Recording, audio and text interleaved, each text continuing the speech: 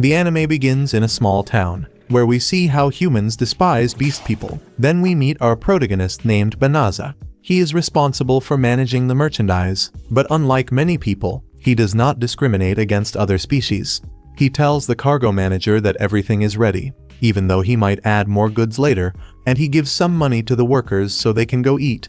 But when he does this, other people watch him and call him strange, seeing how he behaves with those disgusting creatures. The beast man refuses to accept his money simply because he belongs to a species considered inferior. But Banaza gives it to him anyway, because he made him wait there, and it is a way to compensate for that. And besides, there is nothing wrong with being a beast person.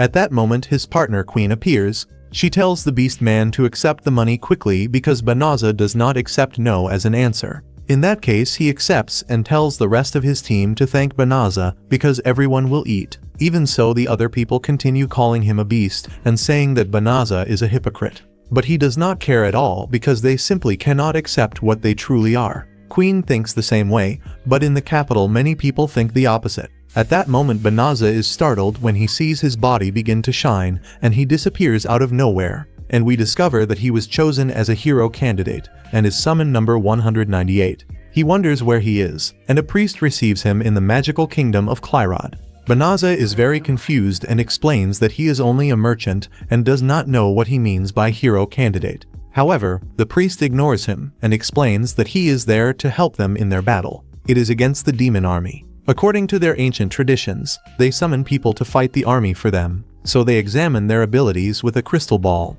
While they do this, they say that in exchange for appearing at level 1 in that world, the gods bless them with exceptional abilities, powers that normal people could never reach no matter how much they train. This is called divine revelation. But the wolf woman is shocked and frightened when she realizes that Banaza has no divine revelation at all and has the typical statistics of an ordinary person. Everyone becomes disappointed when they see that he is just another failure, and Banaza, uncomfortable, asks them to send him back to his world.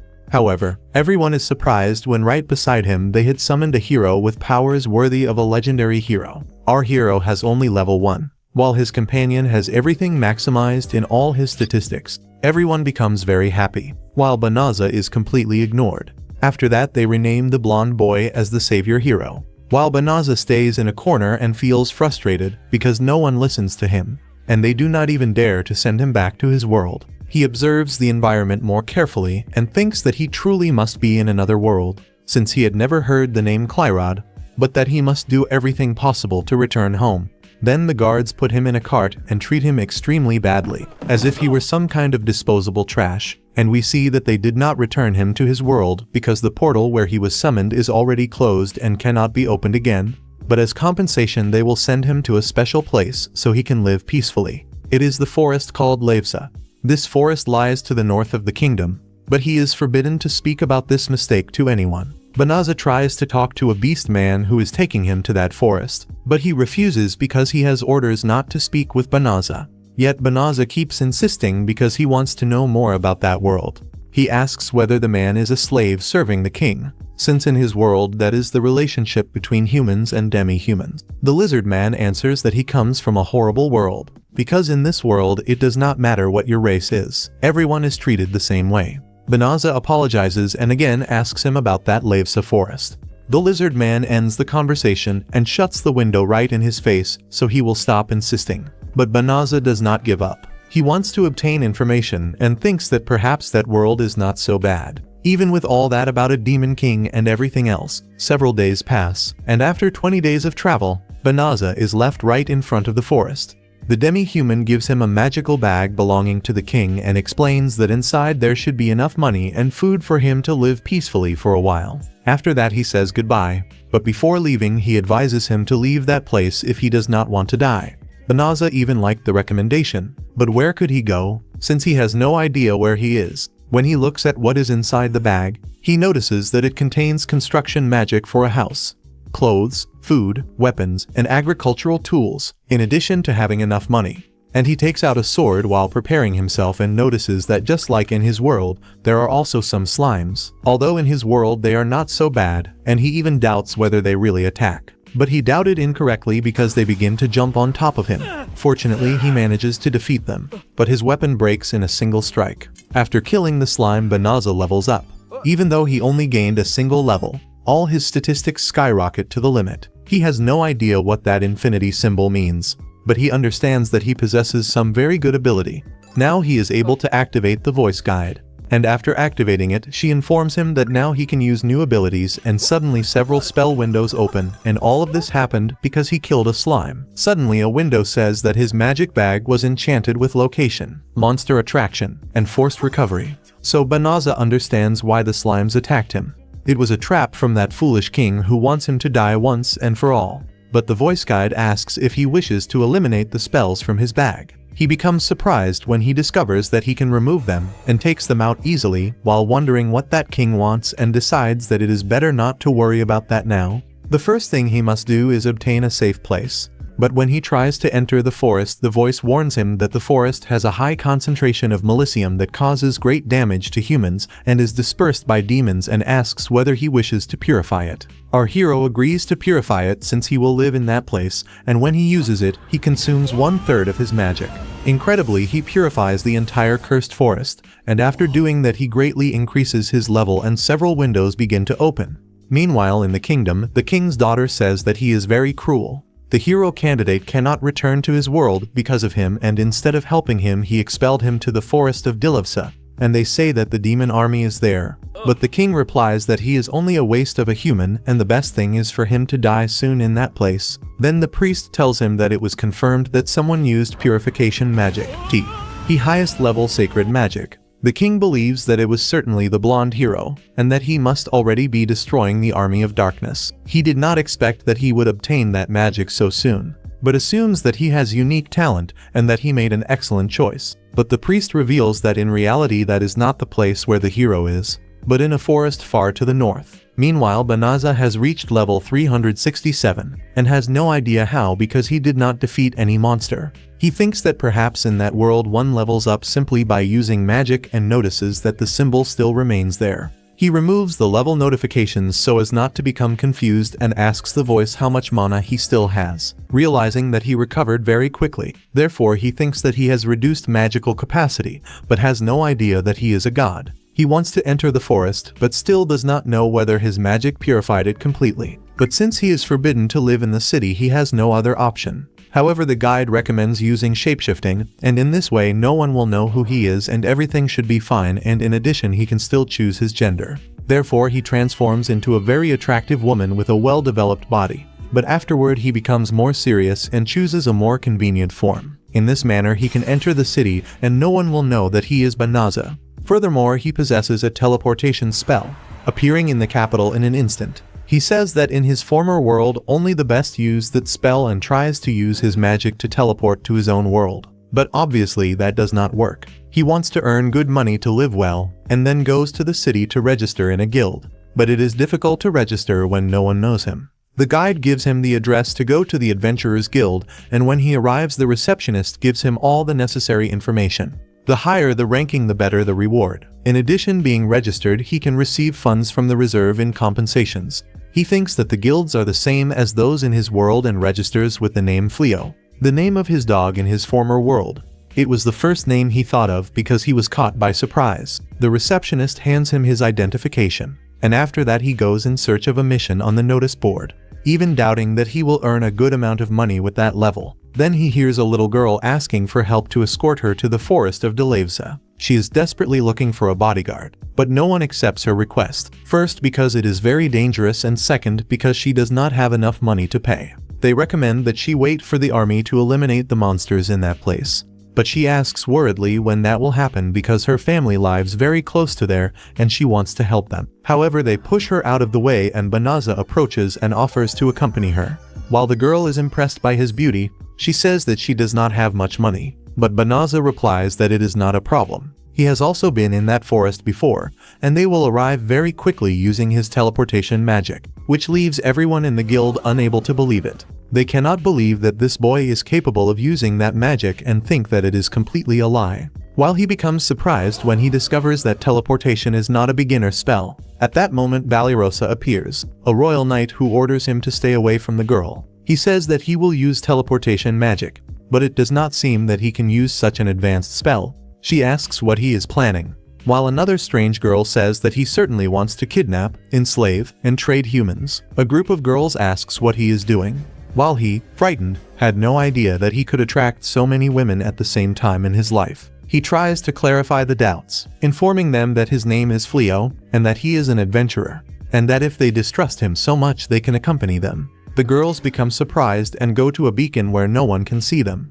but if he tries anything suspicious they will finish him. He prepares himself and uses his magic, teleporting everyone to the forest of De La Vesa. When the girls arrive there they cannot believe it. The mage of the group asks if he is a great high-level sorcerer. However, Fleo answers that he is only a novice adventurer capable of using a little magic. Ballyrosa apologizes for having been so rude and the rest of the girls do the same. Then the girl approaches the forest and wonders how that happened. Fleo asks what is happening, and she answers that the malice of the forest disappeared, and that she is absolutely certain that there had been a great layer of malice covering the entire forest. But now she cannot perceive those magical beasts. So Fleo tries to say that it was him, but the voice warns him that it is dangerous to inform her about a human who used purification magic. He feels very strange, but suddenly Ballyrosa apologizes for involving him and asks him to move away while everyone prepares to attack the girl. Fleo does not understand what they plan to do, but Ballyrosa demands that the girl reveal her true identity.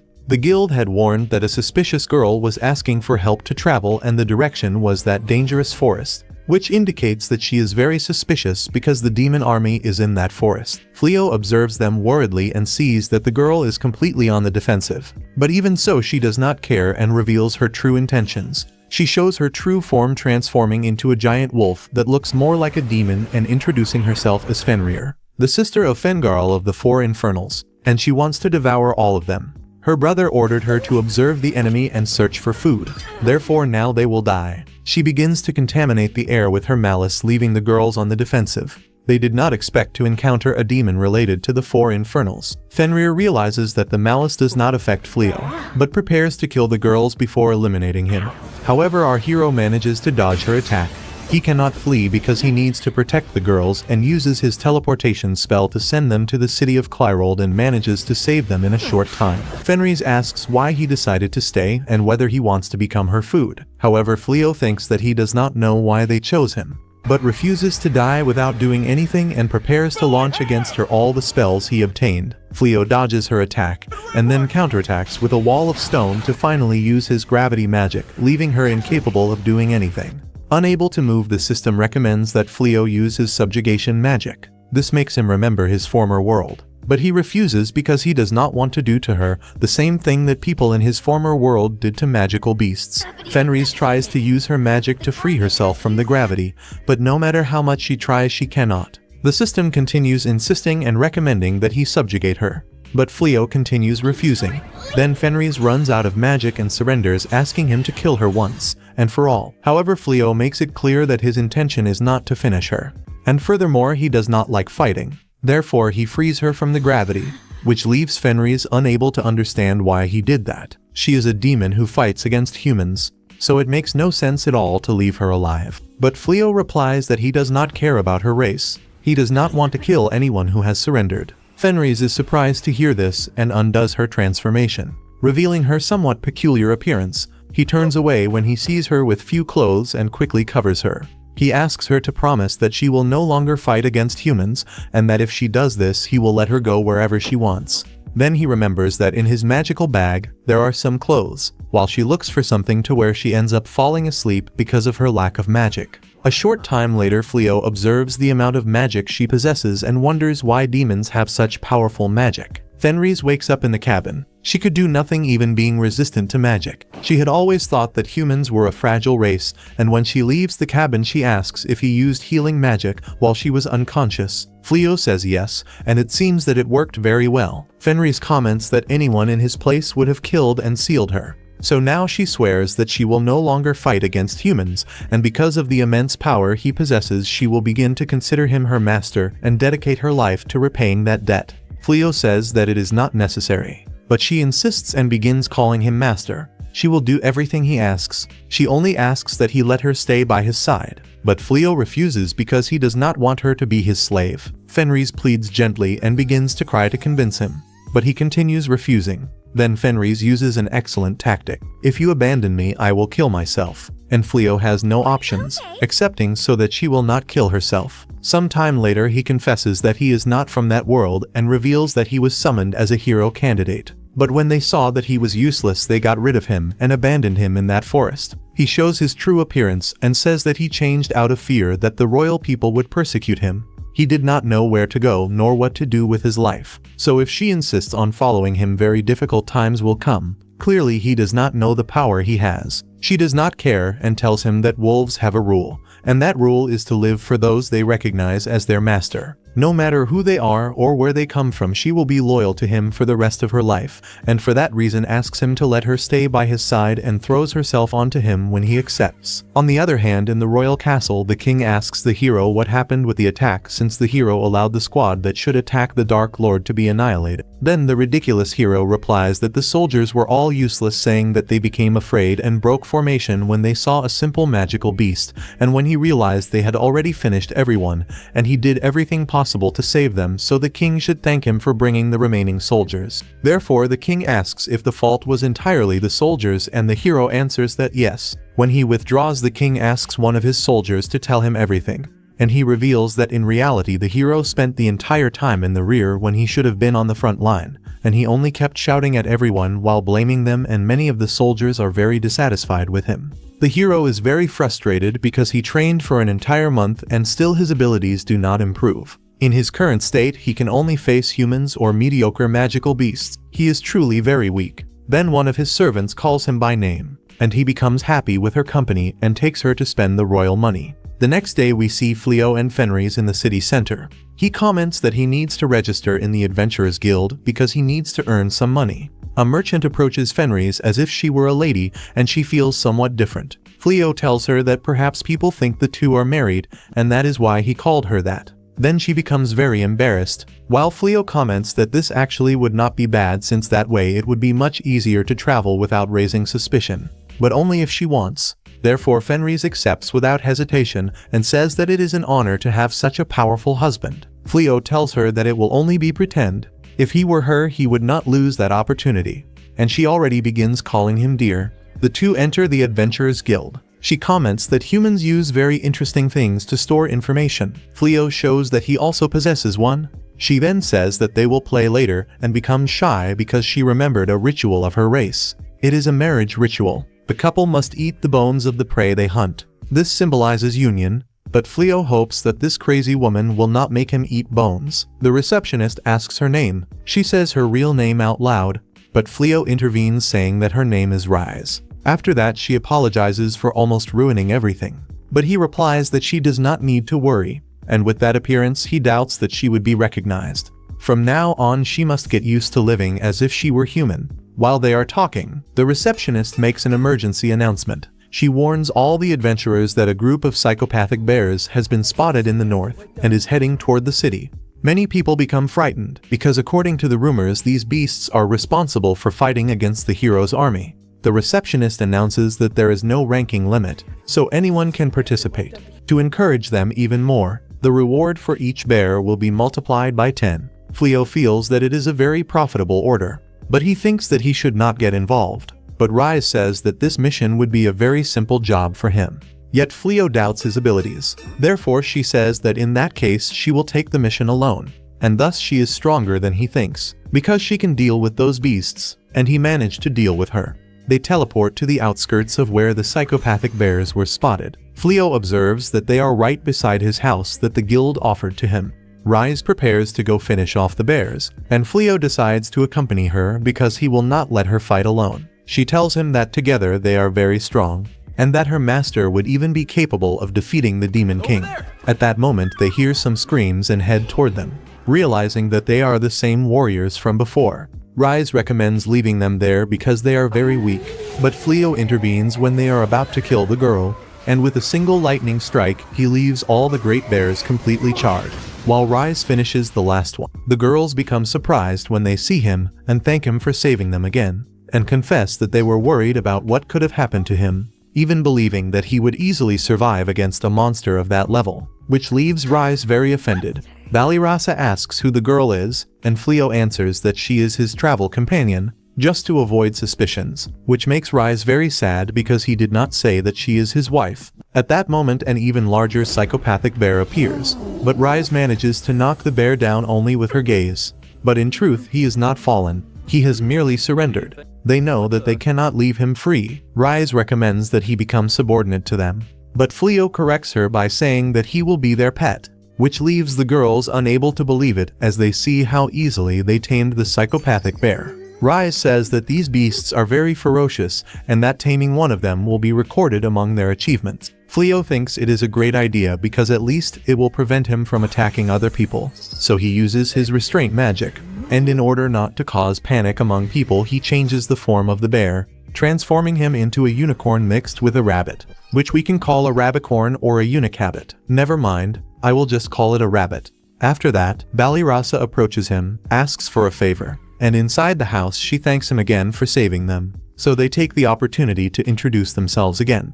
This is Balirasa, a knight of Clyrode. The one in red is Blossom. She worked on a farm and uses her strength to serve as a heavy knight. The one in green is Balari. She used to take care of the army's horses.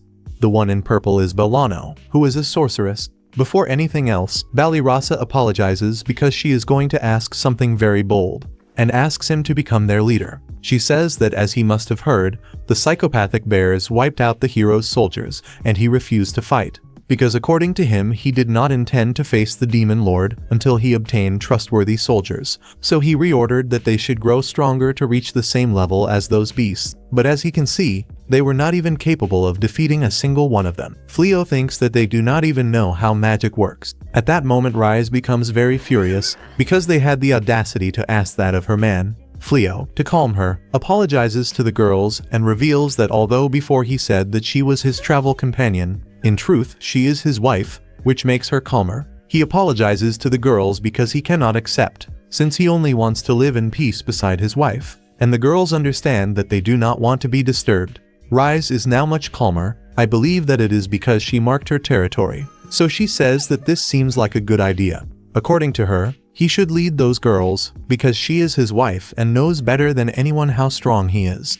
Besides that, he would never abandon anyone who is in danger, and since she is his wife, she will accept whatever he decides because he is her husband. Fleo accepts, although he warns that he is not very good at teaching, and the girls happily thank him and want to begin right away, so they also ask him for a space in his house, because camping outside is very dangerous.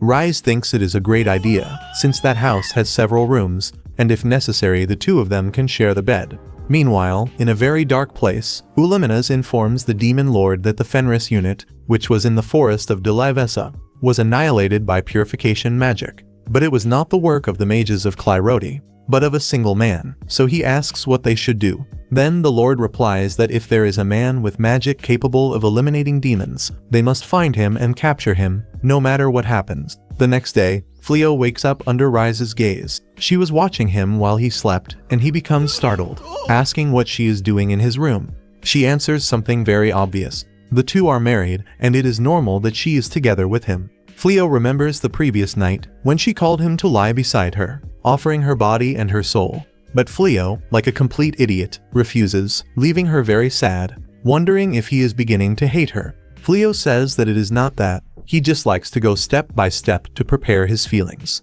Rise says that romantic relationships between humans are very complicated, but Fleo remains firm in his decision. He says that he will sleep in the corridor, but Rise reminds him that if the girls see him sleeping there, they will suspect their relationship. He returns to the present. It is already time to wake up. Rise says that she will help him take off his pajamas, but at that moment Balirasa enters his room and ends up catching the two completely in the act. After that the training began, but they are more cowardly than expected and still do not possess the famous teamwork. Fleo notices one of them running desperately and says that it will be a challenge to train them. After that their room is prepared, because Fleo, with the reward from the psychopathic bears, ended up buying a house. Besides that he will train them for a long time, and cannot allow them to continue sleeping on the floor. They become very grateful. Then Rise says that dinner is ready, but clearly the meat is raw. Fleo says that he prefers to cook the meat, so Ballyrosa helps him prepare it. Rise thinks that meat is much better raw, and her little rabbit is also devouring it and agrees with her. After some time preparing, the food becomes ready and the girls become very surprised and ask Fleo if he used magic to prepare it. He answers that he likes to cook.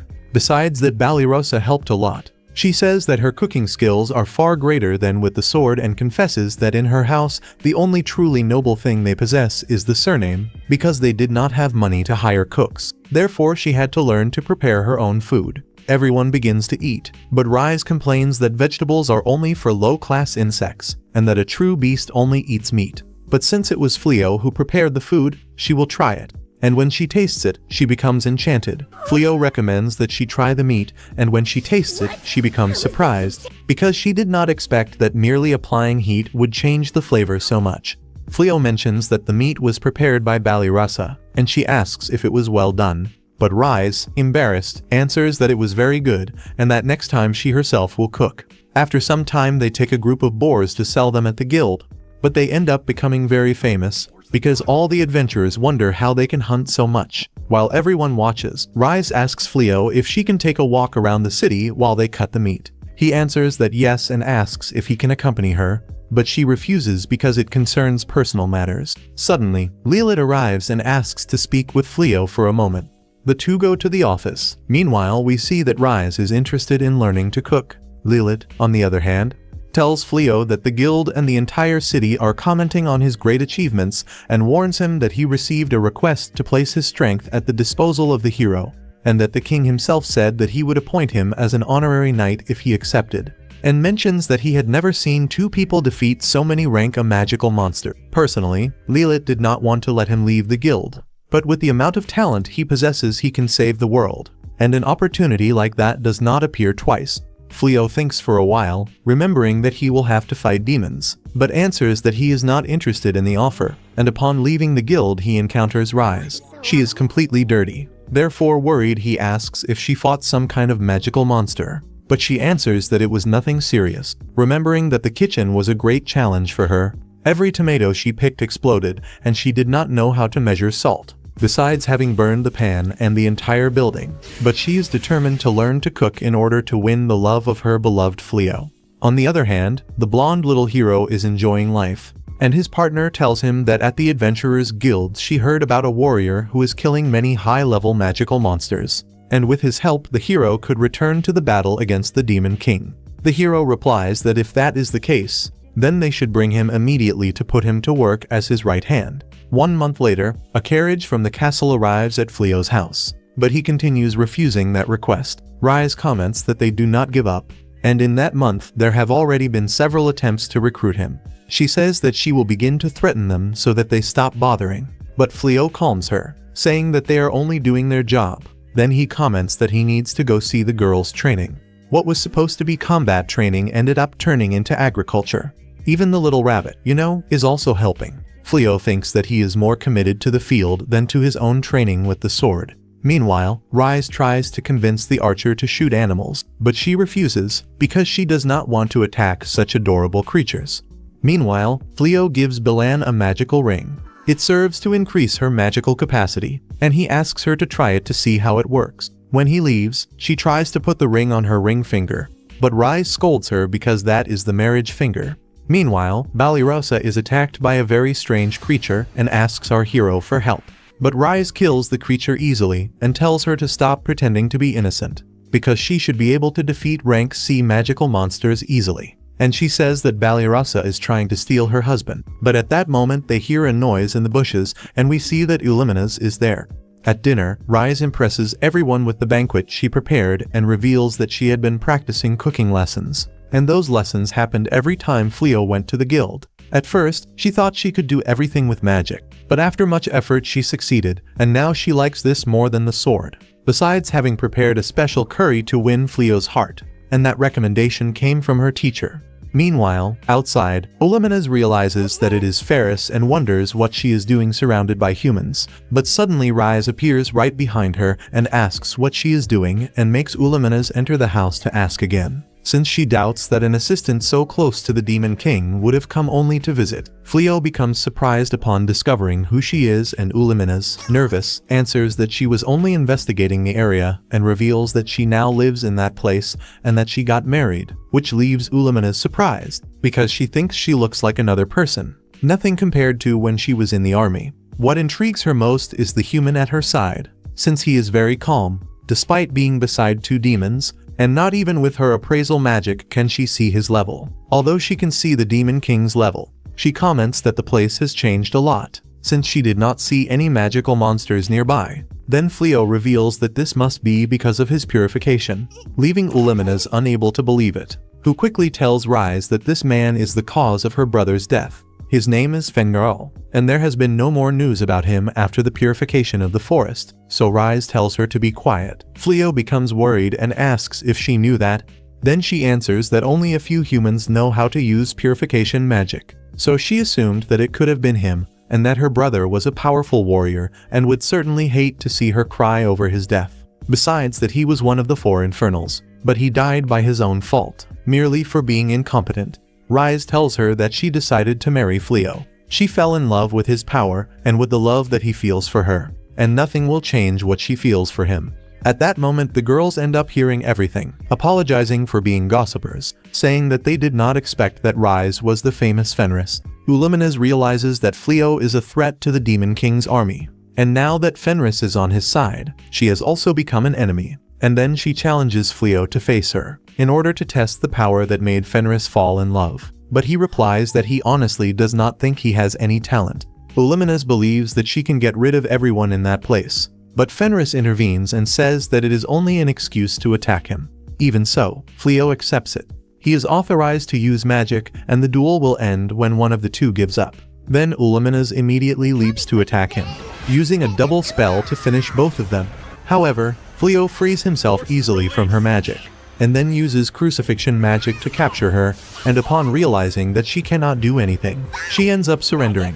The next day, Fleo apologizes to the girls for having hidden the truth from them, saying that this could have put him in trouble, and that if they want to report them to the castle he will understand perfectly. But Rise informs that she swore loyalty to Fleo, and that she no longer belongs to the Demon King's army. Ballyrosa replies that as knights they should report him, but that would only be if Rise were their enemy, which is not the case, therefore it is unnecessary. Besides that, Rise helped a lot in their training, so they cannot betray someone who helped them so much. But at that moment Rise senses something approaching, and when they leave the house they come face to face with Ulimenes.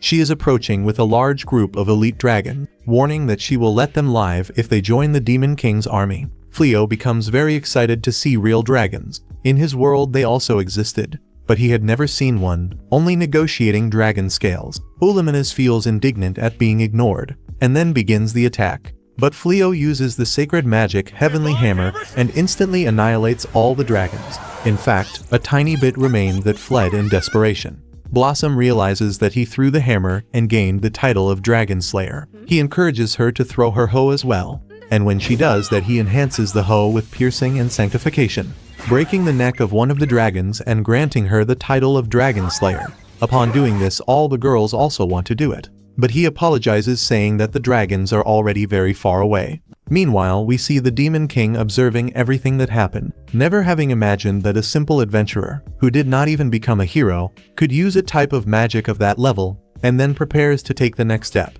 After that, Fleo places a barrier around the house to know when a demon will enter, and Rise tells him that that irritating cat may appear again. But if that happens she will kick her out, and just thinking about her already makes her irritated, but also curious, because Fleo is very gentle with her even after everything. But he replies that it is not a matter of kindness. Remembering the moment when Ulimenes had said that he was the cause of Fenrir's death, Rise asks what is happening with him, but Fleo avoids that subject. On the other hand, Blossom is enchanted with her new title, while the other girls feel jealous and cannot believe that she managed it so easily. Bolano teases saying that she is the legendary fairy who cut off the dragon's head, while Ballyrosa moves away from them, saying that she will hunt some magical monsters. The girls are proud of her because she is very dedicated to training, and Bolano says that they also need to strive. But the truth is that Ballyrosa is sad because she also wanted the title of Dragon Slayer, since thanks to that title an ordinary person can become someone of the nobility. And that is the dream of every adventurer. With that, she could even recover the nobility that her family lost and return to live in the capital, like in the time when her father was a knight. But her thoughts are interrupted by a man who says he is looking for an acquaintance. Balirasa becomes alert because he is wearing light armor, even while being in a forest as dangerous as that one. Therefore, she replies that she knows the person and asks if he is looking for Fleo or his wife. He wants to see his wife, so she points the sword at him and confirms that he must belong to the Demon King's army, and if he wants to do any harm he will have to deal with her. Hearing that, he replies that he indeed belongs to the Demon King's army, but in truth he only wants to know how Fenrir's is, asking her to tell her that he would like to have tea and talk a little about the past. After that, Balirasa leaves him in peace, introducing herself to him and demanding his name. Therefore, before leaving he reveals his name. He is called Gozel. At that moment the others meet her and ask if everything is fine, because they became frightened when the anti-demon barrier reacted. Balirasa tells everything that happened, and Rish comments that that is not his name. He could have chosen a better name, since when they saw her from afar they realized that she was talking with someone, and that someone carried the title of Demon King. Balirasa is shocked upon realizing that she was talking with the Demon King himself, and Rish says that his true name is Go. Upon discovering this, she panics, because she raised her sword against him. The next day, Gaul meets with Rish and Fleo, who invite him to enter. While they accompany him to the table he notices that Fleo does not even feel afraid, unlike Balirasa, who goes into shock when she sees him. And the worst part is that they make her sit right beside him. Rish asks if he came seeking revenge, but the Dark Lord goes straight to the point and tells Fleo that he would love to have him in his army, but Fleo rejects the proposal. Then the Demon King asks why, being human, he does not serve King Clyrold, since he should desire wealth and power. However, Rish makes it clear that her husband has no interest in participating in the war. First, because he is not from that world, and second, he does not intend to get involved in any conflict. Gaul then explains the origin of the war and says that it all began 500 years ago, with the proclamation of the first Demon King. And the first, just like Fleo, came from another world. And at that time the demons oppressed by humans began to follow him, giving rise to the war between those who supported him. And the longer the war continues, the more resentments accumulate. Rish tries to interrupt him, but he ignores her, and continues saying that it is impossible to end the war. Then Fleo asks if he truly wishes it to end.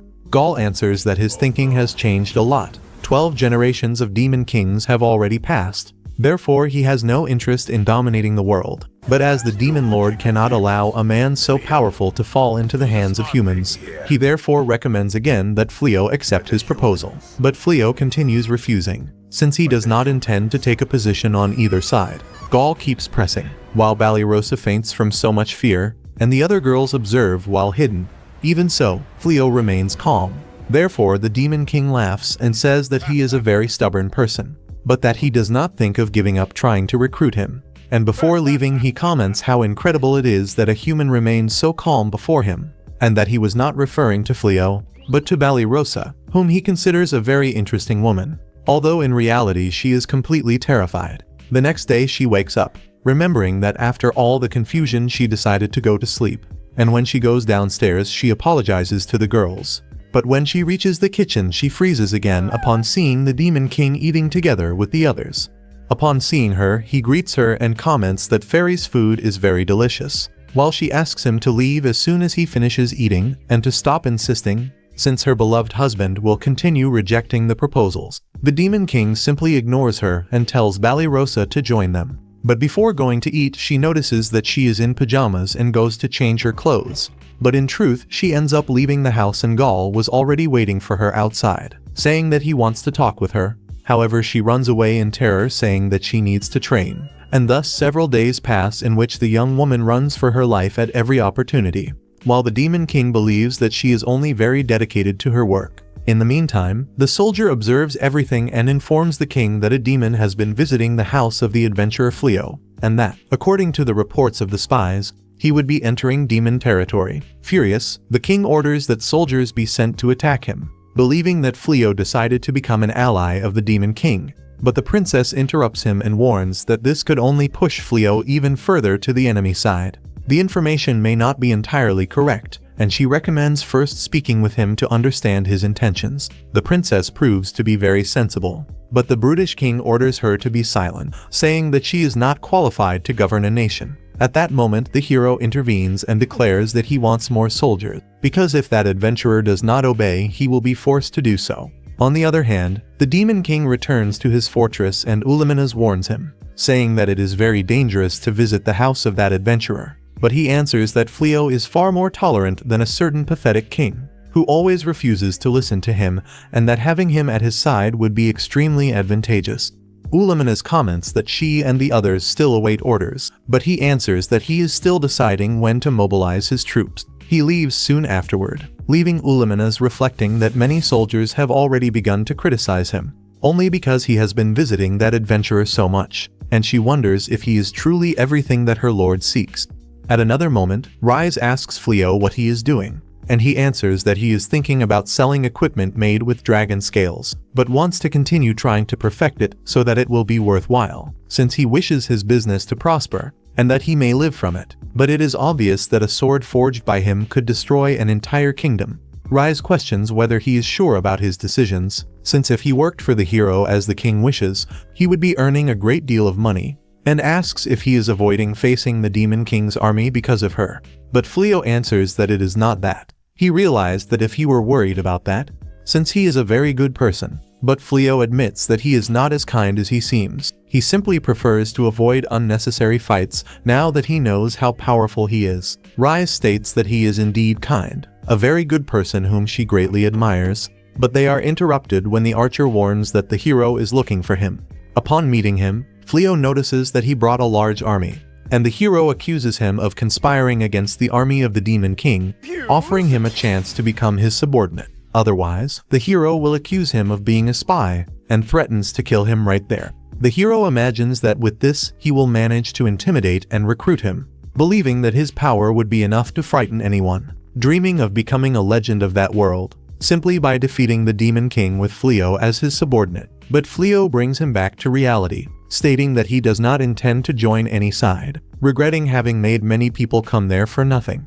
The hero calls him a traitor who wishes to die, while the girls say that the hero is only a tyrant, defending that Fleo is not a traitor. Even so, he accuses them of treason as well, warning that he can forgive them if they help convince that man to join him. Fleo then makes it clear that he intends to leave so as not to put them in danger. Rise supports his decision, and the girls ask to accompany him, saying that they were always taught to see demons as enemies. But after living with him and Rise, they began to doubt that, and to question whether it was truly right to fight them, because the worst mistake is to follow someone who threatens innocent citizens, and if they did that they might never again be able to face their own parents. The girls think the same, and Fleo leaves using his teleport, taking the girls, in addition to taking the house and all the cultivated fields, while the hero cannot believe that he is able to use a magic of such a high level that he himself was not even capable of learning. At that moment, Gaul arrives. Furious, he summons his entire army to attack the soldiers of the kingdom of Clyrode, since it was because of those miserable idiots that Fleo left that place. Ulimenes, upon hearing this, becomes excited, and all the demons begin to mobilize. Meanwhile, Fleo and the girls arrive in a nearby land. It is called Houndtown, a city to the west of the capital. The girls are surprised because all the fields came together with them, and Fleo apologizes to Rise for having made her go through all that. But she answers that it is not his fault, and she will be fine as long as she can remain at his side. In that place, they doubt that they can be found by the kingdom or by the Demon King, and everyone goes together to prepare a good banquet to celebrate. Meanwhile, the army of the Demon King begins to sweep city after city. The soldiers inform the king that the Demon King is crossing the defense networks one by one, and they do not know how long the barrier of the northern fortress will be able to resist. While the pathetic hero remains locked inside the southern fortress, the king orders that they search for him immediately, while the counselors say that they need to gather the mages of the kingdom to cast the purification spell. If they do not do that, the northern fortress will end up falling, and they cannot rely on that half-baked hero. They say that this is the only way to win, but the king becomes very nervous to decide. Meanwhile, Green Hill informs the Demon King that the preparations are ready, and tells Ulimenes that it is time to retreat. However, she answers that now is the moment to apply even more pressure, but he explains that at any moment they will use a purification spell. Therefore, she cannot allow the soldiers to be struck by that. Then the mages of the kingdom begin together to cast the purification spell. Even the king himself is cooperating in that attack. They manage to purify a large part of the kingdom. Meanwhile, Fleo is calmly in his house. Rise is taking very good care of him. He arrives home and she offers everything, which leaves him very embarrassed. Therefore the two go to have some tea. Fleo tells them that he has not had much luck in any trade. This city has many shops, so he is checking all of them to find the best price. But first he needs to conduct a market study. Blossom says that she plans to sell the vegetables from the farm, since she cannot stay there living for free forever. Then the archer comments that she intends to raise horses, because if they rent them to pull carts they should be able to obtain a good income. Fleo warns that she can use the stables that are in the back, while Bolano and Balirasa feel very useless, simply for not having any talent. But Rise says that they do not need to worry, because as the wife of the leader of the group, she has no problem at all in taking care of useless people like them. Therefore Fleo says that the household tasks will be distributed, and the two must strive to train with sword and magic, without needing to worry about housework. Meanwhile, the high rulers of the kingdom believe they managed to repel the demons thanks to the purification. But they have 3 months until the effect begins to fade. For now they will be safe, since the enemy cannot approach. However, the mages are unconscious after using all their magic, and will take 2 to 3 months to recover, including the king. Fortunately, until he awakens, the princess will assume her father's duties. As declared by the law of Clyrode, she proves to be far more competent than her father, since her first order as queen is to dismiss the foolish hero. The nation is in danger, and instead of helping, he only locks himself away and causes confusion. One of the elders asks how she intends to face the demon lord without the hero, or whether she plans to summon more candidates, even without having enough mages for that. Then she says they have reached a dead end, and orders them to call the oracle to see what they can obtain. Meanwhile, the hero cannot believe he was expelled from the fortress. Indignant, he complains that they cannot treat him with such disrespect. Besides, it was the king who placed him in that position. Yet they simply throw his belongings outside and tell him to leave, while the fool keeps talking to himself. At night Fleo tells Rix that she has done an excellent job since they moved, and she replies that she would do anything for him. Embarrassed, he thanks her, because he knows it must be difficult for her to live among humans. Yet she still does everything in the house. However, when he notices, she had already fallen asleep, and he thinks that he felt very lonely in that world. But everything changed now that he has a job and a place to sleep. The next day, the girls say they will take care of all the housework, so the two of them can go out together and enjoy themselves since they are married. But Fleo feels somewhat embarrassed by the proposal. Bella says he does not need to feel ashamed, since the two are married, and Rix does not intend to miss this opportunity.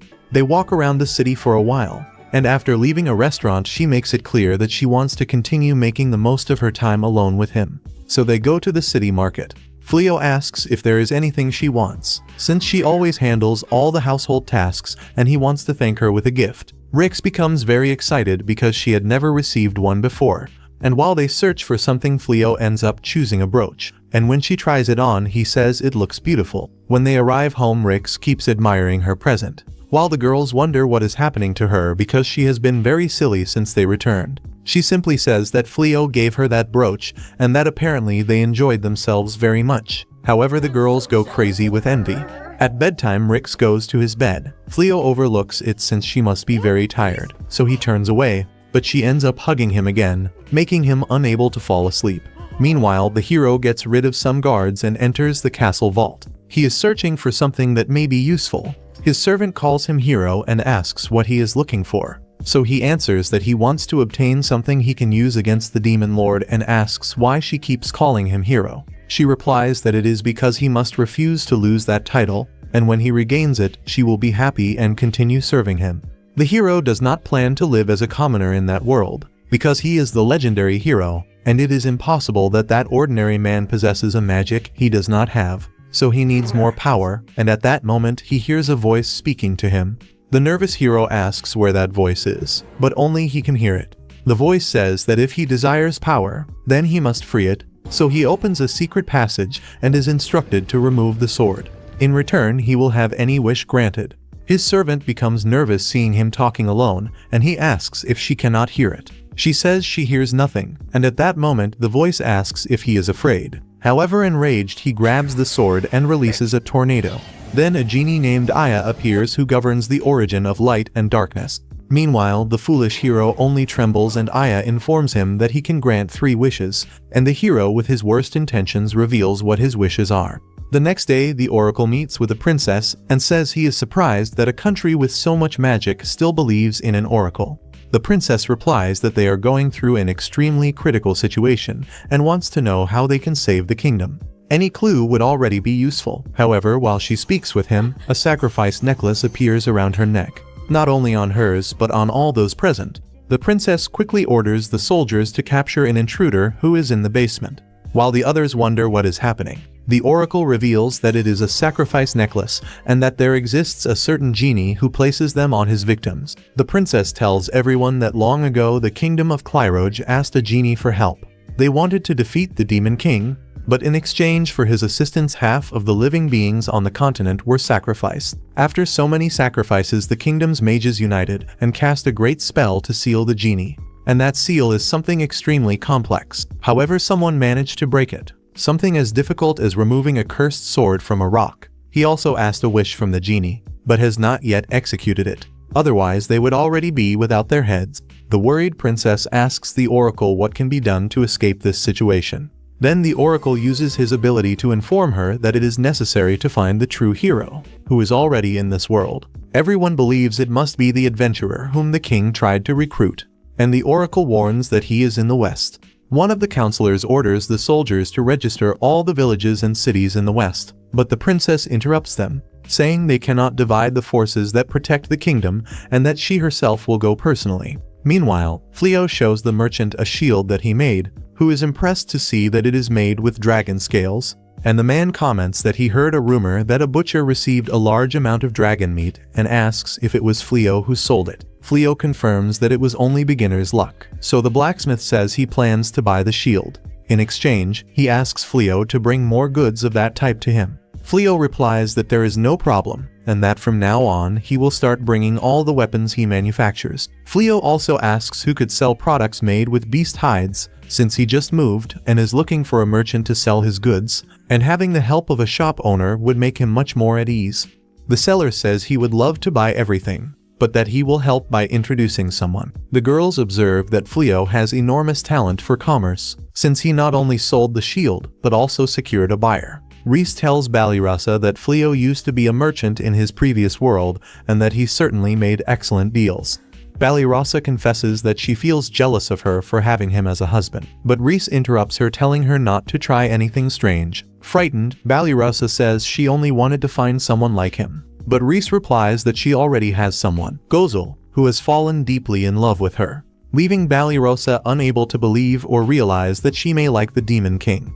At that moment, Fleo approaches and Rhys congratulates him for having sold the shield. He goes to Balirasa and thanks her for recommending that shop. They prepare to return home. On the way, Rhys comments that she thought he really liked commerce. Fleo replies that it is because he is very good at it. Although she is a little sad, she confesses that she is happy for his success.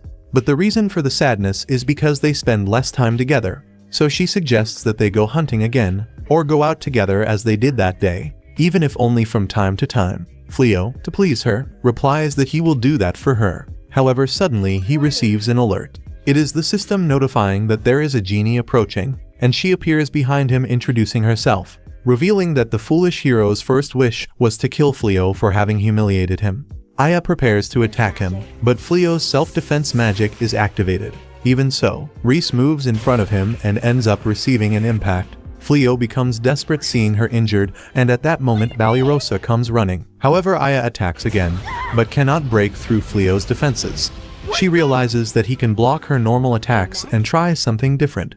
Meanwhile, Fleo in despair tries to heal Rhys, but his magic does not work, and he does not possess another spell capable of treating that wound. Rhys is on the verge of death, while Haya uses her light magic to cause a great explosion, becoming very surprised to see that this causes no damage to Fleo. Soon after, he receives a notification informing that he learned the origin of light and darkness. Consumed by rage, he releases Rhys and swears to Haya that she will pay for what she did. He remembers all the moments he lived together with Rhys. Enraged, his power surpasses the limits when he turns back time, to the point where Rhys's injuries are healed. Aya wonders how a mere human can turn back time using magic. But when she tries to say something, Fleo strikes her with a direct blow, making her bleed. Aya becomes indignant at being wounded by a despicable human who only masters the world's magic. But Fleo simply ignores her words and with a cold gaze tells her to be silent. Desperate, Aya uses the origin of darkness. However, Fleo nullifies it and grabs her by the head. Then Haya uses her appraisal ability, measuring his power, and cannot believe it upon discovering that he possesses infinite abilities. Fleo continues attacking her, and she cannot react because she is far too weak compared to him, being beaten mercilessly. On the other hand, Reese finally awakens and is surprised to see that her body does not have a single scratch. Balirasa comments that this must be thanks to Fleo's magic, and then they watch the scene in which he delivers a brutal beating. Reese finds it incredible the way he is so cruel only because of her, but this makes her remember the moment when they met. And Fleo said that he does not like fighting and does not want to kill anyone who surrenders. She understands that he is fighting only for her and not because he enjoys it. Even so, Fleo, after the attack that Haya made against Reese, holds her by the neck to kill her, and she, in panic, begs him to forgive her. However, Fleo refuses because she hurt Reese, and when he is about to deliver the final blow, Reese intervenes and asks him to stop. Upon seeing his furious expression, she realizes how lucky she is and decides to forgive Aya because she does not want to kill anyone who has surrendered and does not wish to see Fleo lose his kindness just because of her. Fleo holds Reese's face and says that she is very warm. Therefore, he feels extremely happy that she is alive. Meanwhile, the princess teleports to the region where Fleo is, with the help of some mages, apologizing for making them use teleportation magic, even though they have very little magic. But they ask her to calm down, because they know that her objective is very important, and if they had more magic they would accompany her to the next city. The princess tells her soldiers that they must prioritize the safety of the mages, and if they wish to find the true hero, they will have to ask every citizen. At that moment, the sacrifice necklace disappears, leaving everyone surprised, because this means that the genie failed to fulfill his wish. Meanwhile, the castle guards order the hero to leave his hiding place, while his servant warns that if they are captured they will be executed. He feels frustrated because the genie did not fulfill his wish, but at that moment a voice appears surprised to learn of the genie's failure.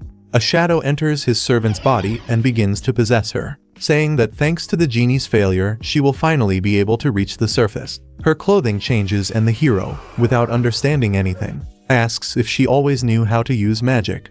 But she ignores the question and informs that she is Damalina's, the Great Witch of Darkness, and that it will be she who will grant him the power that he so greatly desired from the genie.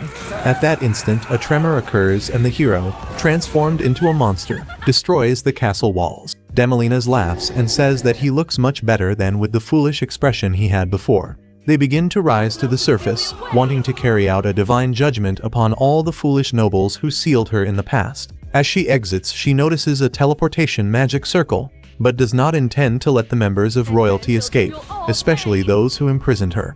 Meanwhile, Fleo uses his magic to heal Aya's wounds, and when she awakens he asks if she is well, but she panics and begs him to forgive her. After a while she asks why he healed her. Then he answers that it is because Risa is safe. Balirasa asks what they should do with her, since the knights and the city forces cannot do anything. Fleo thinks it would be a good idea to return her to the castle and imprison her again, and she is surprised, asking how he knows this. Fleo answers that for some reason he now has access to more spells, and that he wanted to know the reason she attacked them. So he entered her mind to discover the truth, managing to perceive that in reality the blame lies with the hero. She is surprised to notice that he can use a magic that only she managed to use. Fleo says that she is a genie who grants wishes at a very high cost, but if she returns to the castle, the same story may repeat itself. And then Risa quickly proposes a better idea, that she become a servant of her beloved husband. Fleo tries to argue, but Risa replies that she knows very well that he does not want to have a servant. However, since they cannot trust the castle, it is better to keep her nearby so they can watch her. Moreover, a powerful genie like her in the group would greatly increase their prestige. Fleo comments that she has improved her persuasion ability considerably, but she is still very sincere. She says that strength is not everything. Even so, it would be very good to have a very strong group. Then Fleo asks if she is certain. After all, Haya injured her. Risa becomes very frustrated, but understands that this must be the lack of her own strength. Finally, if this does not affect her, It would not make sense for Fleo to continue being angry with Aya, so he extends his hand and says that if she promises not to kill anyone again, he will be willing to forgive her for what she did. She becomes very moved, because humans usually cling to hatred and to their own obsessions, being capable of sacrificing others for their own desires. But that man is different. She addresses Fleo as the Great Supreme and swears that her body and all her power now belong to him. He apologizes for everything that happened. Then Haya replies that he does not need to apologize, but she wonders why she becomes so hesitant when she remembers his cold gaze. Risa notices that she had some strange thought and asks what she is thinking, since Haya says that she is not thinking about anything. However, Risa knows very well that she is thinking nonsense, because her face is red. Fleo observes that the city became a disaster and plans to use his power of turning back time to restore it to its original state. However, Haya stops him, asking him to avoid using that magic again, because it controls the time of people within a certain area, and the changes inside and outside that area can cause unexpected accidents. But when Haya uses it, she can reduce the area of application to only a single individual. But these are not magics that a human should cast. Fleo asks how he is able to use it, and Haya answers that as a supreme being his statistics indicate infinite abilities, and with infinite abilities he can use a magic called Epiphany, which only those with the title of Transcendent can use. In summary, when someone casts a spell on Fleo, he can learn all the spells associated with that person. And that was why when she attacked him with her magic, he acquired the magics that only genies possess, and Haya tells him that time magic causes problems, and therefore she prefers to avoid it. Fleo accepts the request and decides to use restoration to repair the entire city. While Reyes watches somewhat confused, after some time they return home, where Haya introduces herself to the other girls. They panic upon seeing that genies truly exist. First the Demon King, now a condemned genie, and Fleo says this as if he had adopted a little stray dog. And then Balirasa says that her room is already ready. But Baliri jumps on her, asking if Balirasa really thinks it is right for everyone to live with a genie. However, Balirasa reassures her, saying that as long as Fleo is beside them, everything will be fine. Balirasa takes Haya to the room. After some time, Fleo remembers the punch he gave her. Balirasa asks if he is alright, but he answers that he was only thinking about his own matters, and apologizes, because she must have been very frightened because of that. Although she says no, he feels somewhat frustrated, because despite having so much power, he does not know how to use it. Balirasa replies that although she does not have the same strength as he does, she asks herself the same question. She tries to become much stronger, but she no longer has an enemy to fight against. The one he thought was his enemy is not, and those who were his allies no longer are. Certainly, if she had not met him, she would not be questioning herself, but she is very grateful to all of them for making her realize that what she believed was obvious was not so obvious after all. After that, Fleo enters his room, asking Riz to rest, because she had a very difficult day, but she continues hesitating and Fleo asks what is happening. She grabs him by the arm and pushes him onto the bed, asking if he intends to return to his world. Fleo asks why she says that, and she answers that Haya said that whenever any kind of magic is used on him, he learns it along with everything associated with it, and that now, being able to use the magic of a genie, he might be able to return to his world. So she begs that if that happens, he take her with him, because she wants to remain by his side wherever he goes, and all she desires is that he not leave her. Fleo, surprised, answers that he does not intend to return, because the world he comes from would be very harsh for her, and that he does not plan to leave her alone in order to live there. Then he approaches her and asks if she would truly like to be his wife, because that day, when he thought he might lose her, he became afraid like never before, and felt deeply broken inside, to the point that he could not even control himself. He knows that he had said they would pretend to be a couple, but he can no longer imagine his life without her. Riz says that for her it was never a pretense, because she has always been his wife, and she tells that in the past they only taught her to fight, but after she met him, she discovered that there is much more that she can feel. Therefore the two remain in silence and finally kiss. Riz reminds him that once he said he changed his appearance after leaving the castle, but he no longer has any reason to hide his true form. But he replies that this is his true identity, as long as she knows him. His old name and his appearance will remain in the past. He kisses her again, but right at that moment when they were about to take the first step, they are interrupted by Aya, The truth is that she had been there watching them since the moment they sat on the bed, which leaves the two very embarrassed.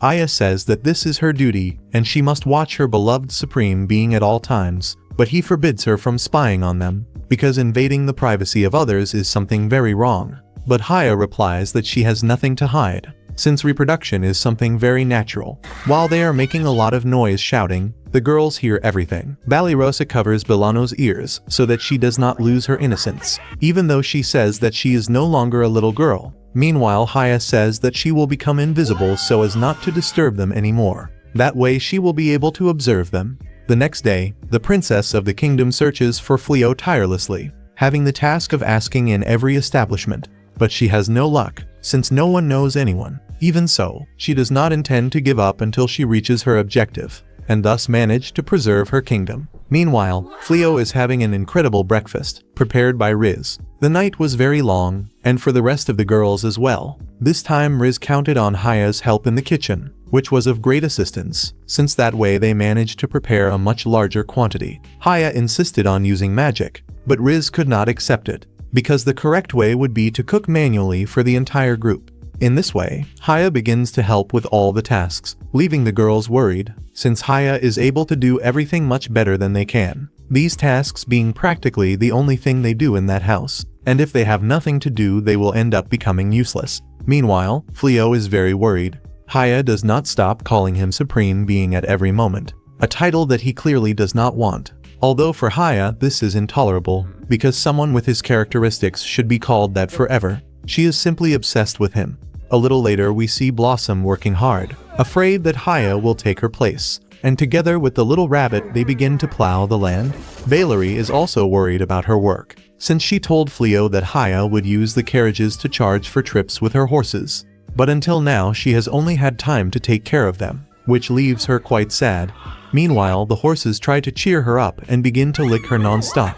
Meanwhile, Bilano is depressed, because she left her family before managing to become a true witch like them, even knowing that she does not need to push herself so much. But she remembers that Fleo has been helping her with her spells for a long time, and she managed to improve, so she knows that she cannot let all that time be wasted by a simple depression. Suddenly, a loud noise made by Blossom alerts the girls, who run to see what happened. Quickly, they discover that a magical beast is destroying the garden, and to make matters worse it tries to attack them.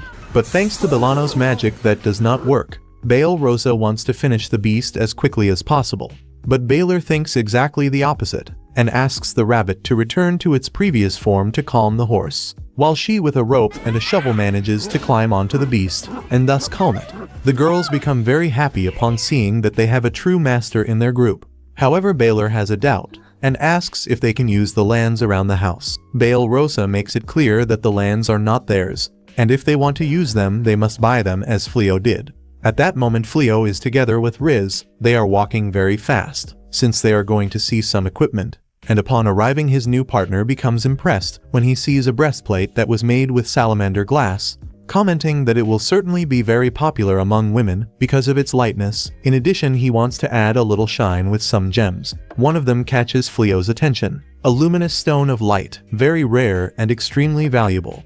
Meanwhile, outside the establishment, Riz could not be more proud to have such a talented and honest man at her side. However, a strange shadow darkens the entire city. The princess is very close to the place, and is also overtaken by the darkness of the sky, when suddenly a strange portal opens, from where the golden monster emerges, which ends up revealing itself as the hero. As soon as Fleo perceives the threat he does not hesitate to defeat the beast, since the citizens run the risk of being injured, even though that attack is directed at the princess of the kingdom. When the soldiers try to protect her, they simply cannot, being thrown away by a wind spell. The danger is so imminent that even Aya ends up appearing. He wants to protect her masters and warn them that the beast is, in fact, a human.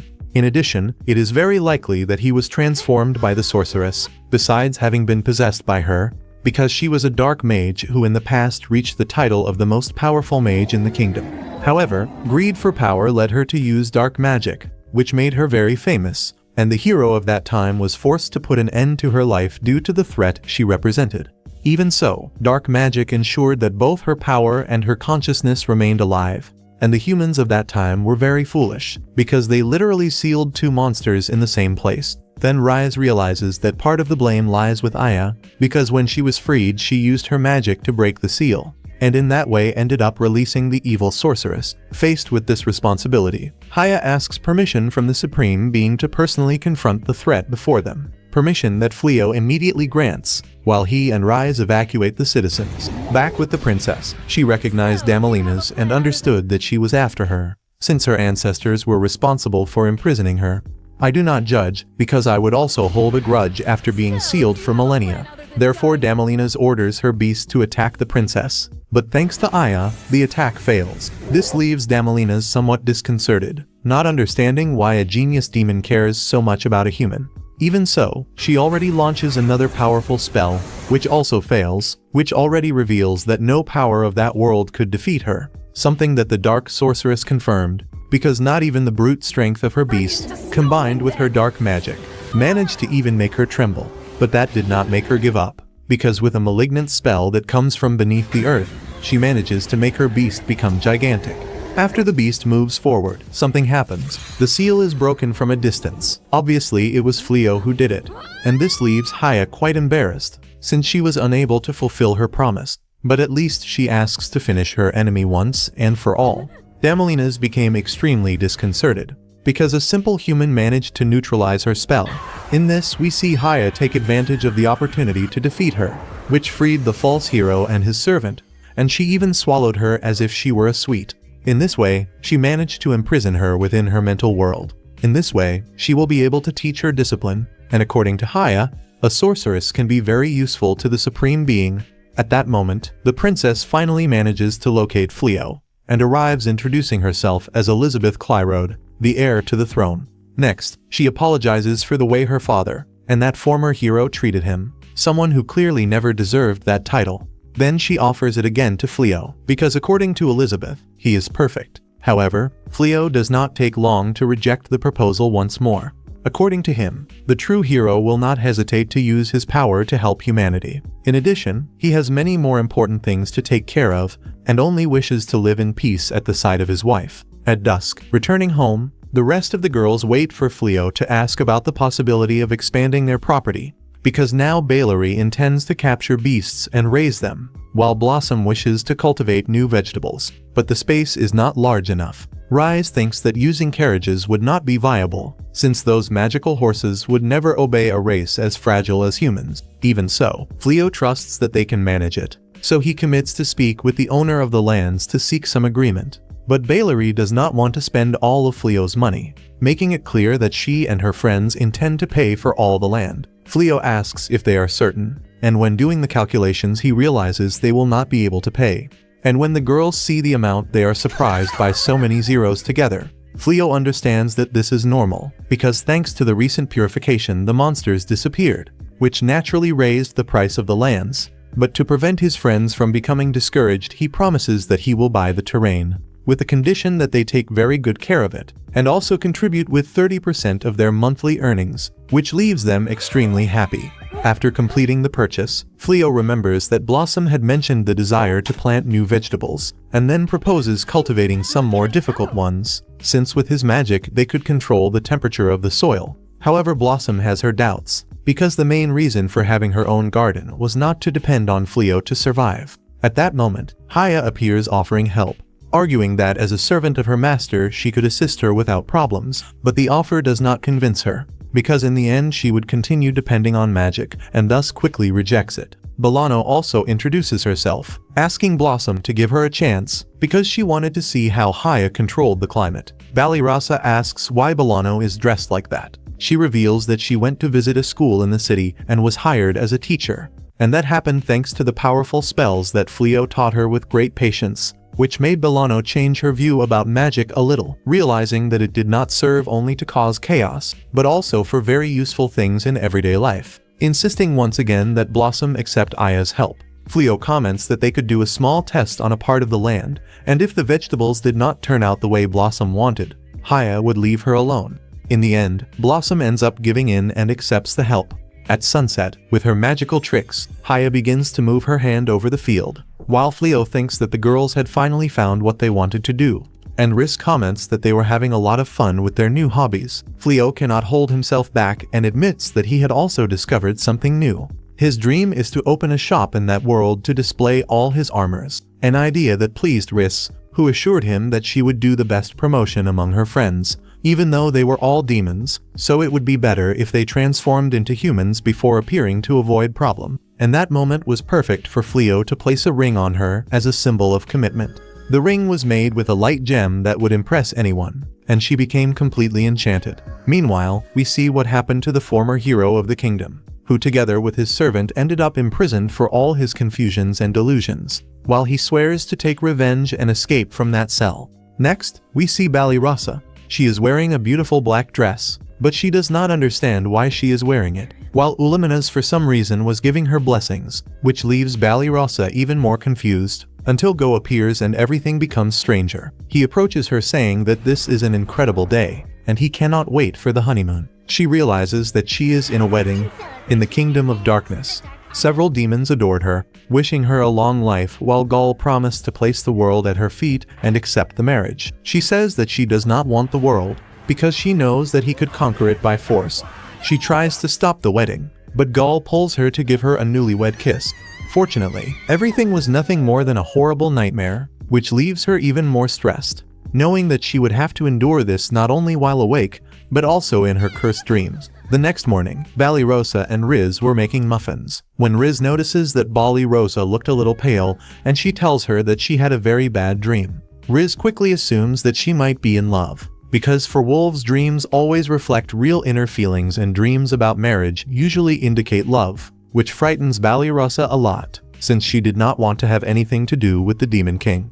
This conversation about love draws the attention of the rest of the girls, who want to know who Balirasa is in love with. And since Gaul was the main suspect, they begin to tease Balirasa so that she would give him a chance, even though she makes it clear that this would never happen, knowing that Gaul could still hate her because of that duel to the death that she offered him with swords. But the girls keep insisting, reminding that Riz fell in love with a human suddenly, even without knowing how it happened. Then Riz begins to explain what she felt, because wolves choose their partners through instinct. The first time they met, Fleo had so many points to attack that a battle between the two became inevitable, and after the fight they did not battle again. But deep inside Riz felt the need to help him, and while she kept telling how she fell in love with Fleo, we see that he was among the girls, which was very embarrassing. But suddenly Fleo's system alerts him, due to the fact that one of his magical barriers had been destroyed. The girls wanted to go fight immediately, but Fleo preferred to be cautious, because it seemed that someone was trying to deactivate it from outside. A demon was observing the barrier. Meanwhile, in the royal castle, the princess's messenger begins to report that most of Fleo's gold coins seem to be registered as hood coins, issued by the royalty of Clyroti. The princess remembers the exact moment. After he had refused her request to become the new hero of the kingdom, Fleo handed her a bag full of coins, which was meant to help the innocent people who had lost their homes, and she knew that it was strange for him to possess hood coins, since they are not distributed among the general public. The messenger had an idea of how he might have obtained them, because some time ago they had granted some gold coins to Banaza. Then the princess replies, remembering the young man who was sent to the forest of demons. He was supposed to die because of her father. Little by little the entire puzzle makes sense, and the messengers suspected that the Banaza expelled in the past was now Fleo. The princess becomes very sad, because she knew that after everything bad they did to him, it was natural that he would never want to relate to them again, and thus she at least wished to apologize to Fleo to obtain a little of his forgiveness. A soldier also appeared to report bad news. The former hero and his servant had mysteriously disappeared from prison. Therefore, the princess has no other option than to order an immediate search for both, and her pain could not be greater, since it was she who supported the horrible former hero in the past, and also did nothing for a long time. On the other hand, around the castle, the soldiers were searching fervently for the fugitives, who had no choice but to hide, because if they were captured again they would never get out, and would never have another opportunity to see the light of the sun. But they did not leave empty-handed, since the hero took everything he considered his payment, just for enduring so much nonsense for so long. He still complains, saying that it is an insult not to have at least a small bag of gold for all the suffering he went through. However, when he sees the attributes of the bag, he realizes that it has nothing inside, only infinite water and a treasure chest. Therefore, he decides to open the chest, but ends up finding a cursed shovel, and they end up making a lot of noise, causing the soldiers to return to check the place. However, they find nothing, because the enchanted shovel can dig many meters in a second, which ends up saving the two. But now they have no idea how to get out of there. Meanwhile, in the Kingdom of Darkness, Gaul wants to know if they managed to locate Fleo. But Ulimanas only brings more news, because it was impossible to find him, imagining that perhaps he fled the country. However, the Demon King knows very well that with teleportation, it is only possible to go to places already visited before. And with the little time he has in that world, he probably could not have gone very far. Even so, Ulimanas insists that this is the best moment to attack the kingdom, and they should do that instead of searching for a simple human. Even though they launched the purification, his demons, sooner or later, will manage to surpass them in numbers. But for Gaul, this is nothing but stupidity, because he does not want to risk losing even more of his own. And in the end, it does not matter to surpass them in numbers, since they would only sacrifice their soldiers. For that reason, Gaul orders once again that they search for Fleo. But Ulimanas cannot help questioning him again, since for her this is not the best option, because many demons of the kingdom are now doubting the authority of the Demon King, for him being involved with a human. Even so, he is still determined to find Fleo. But this conversation does not happen only between the two, because a demon listens to everything from the shadows, and then goes straight to her lord called Ugard, Gaul's brother, and tells him everything she heard. Ugard becomes furious upon learning that his brother wants to try to place a human in his army, believing that he has gone mad, and with no more options decides to dispute his brother's throne, which according to him he is no longer worthy to be king. Back in the kingdom, Fleo and Riz are finishing buying ingredients. Earlier the violation barrier in Fleo activated, but since everything is very calm, he does not care. Fleo prefers to go have lunch with his wife to enjoy the time, and thus they go to eat. On the way they meet Howdy, an old friend of Fleo in that world, who deeply regrets that she is closing her establishment, because she is already of advanced age. In addition, in the last demon attack one of her best suppliers was exterminated, and for Howdy that is the sad end of her business.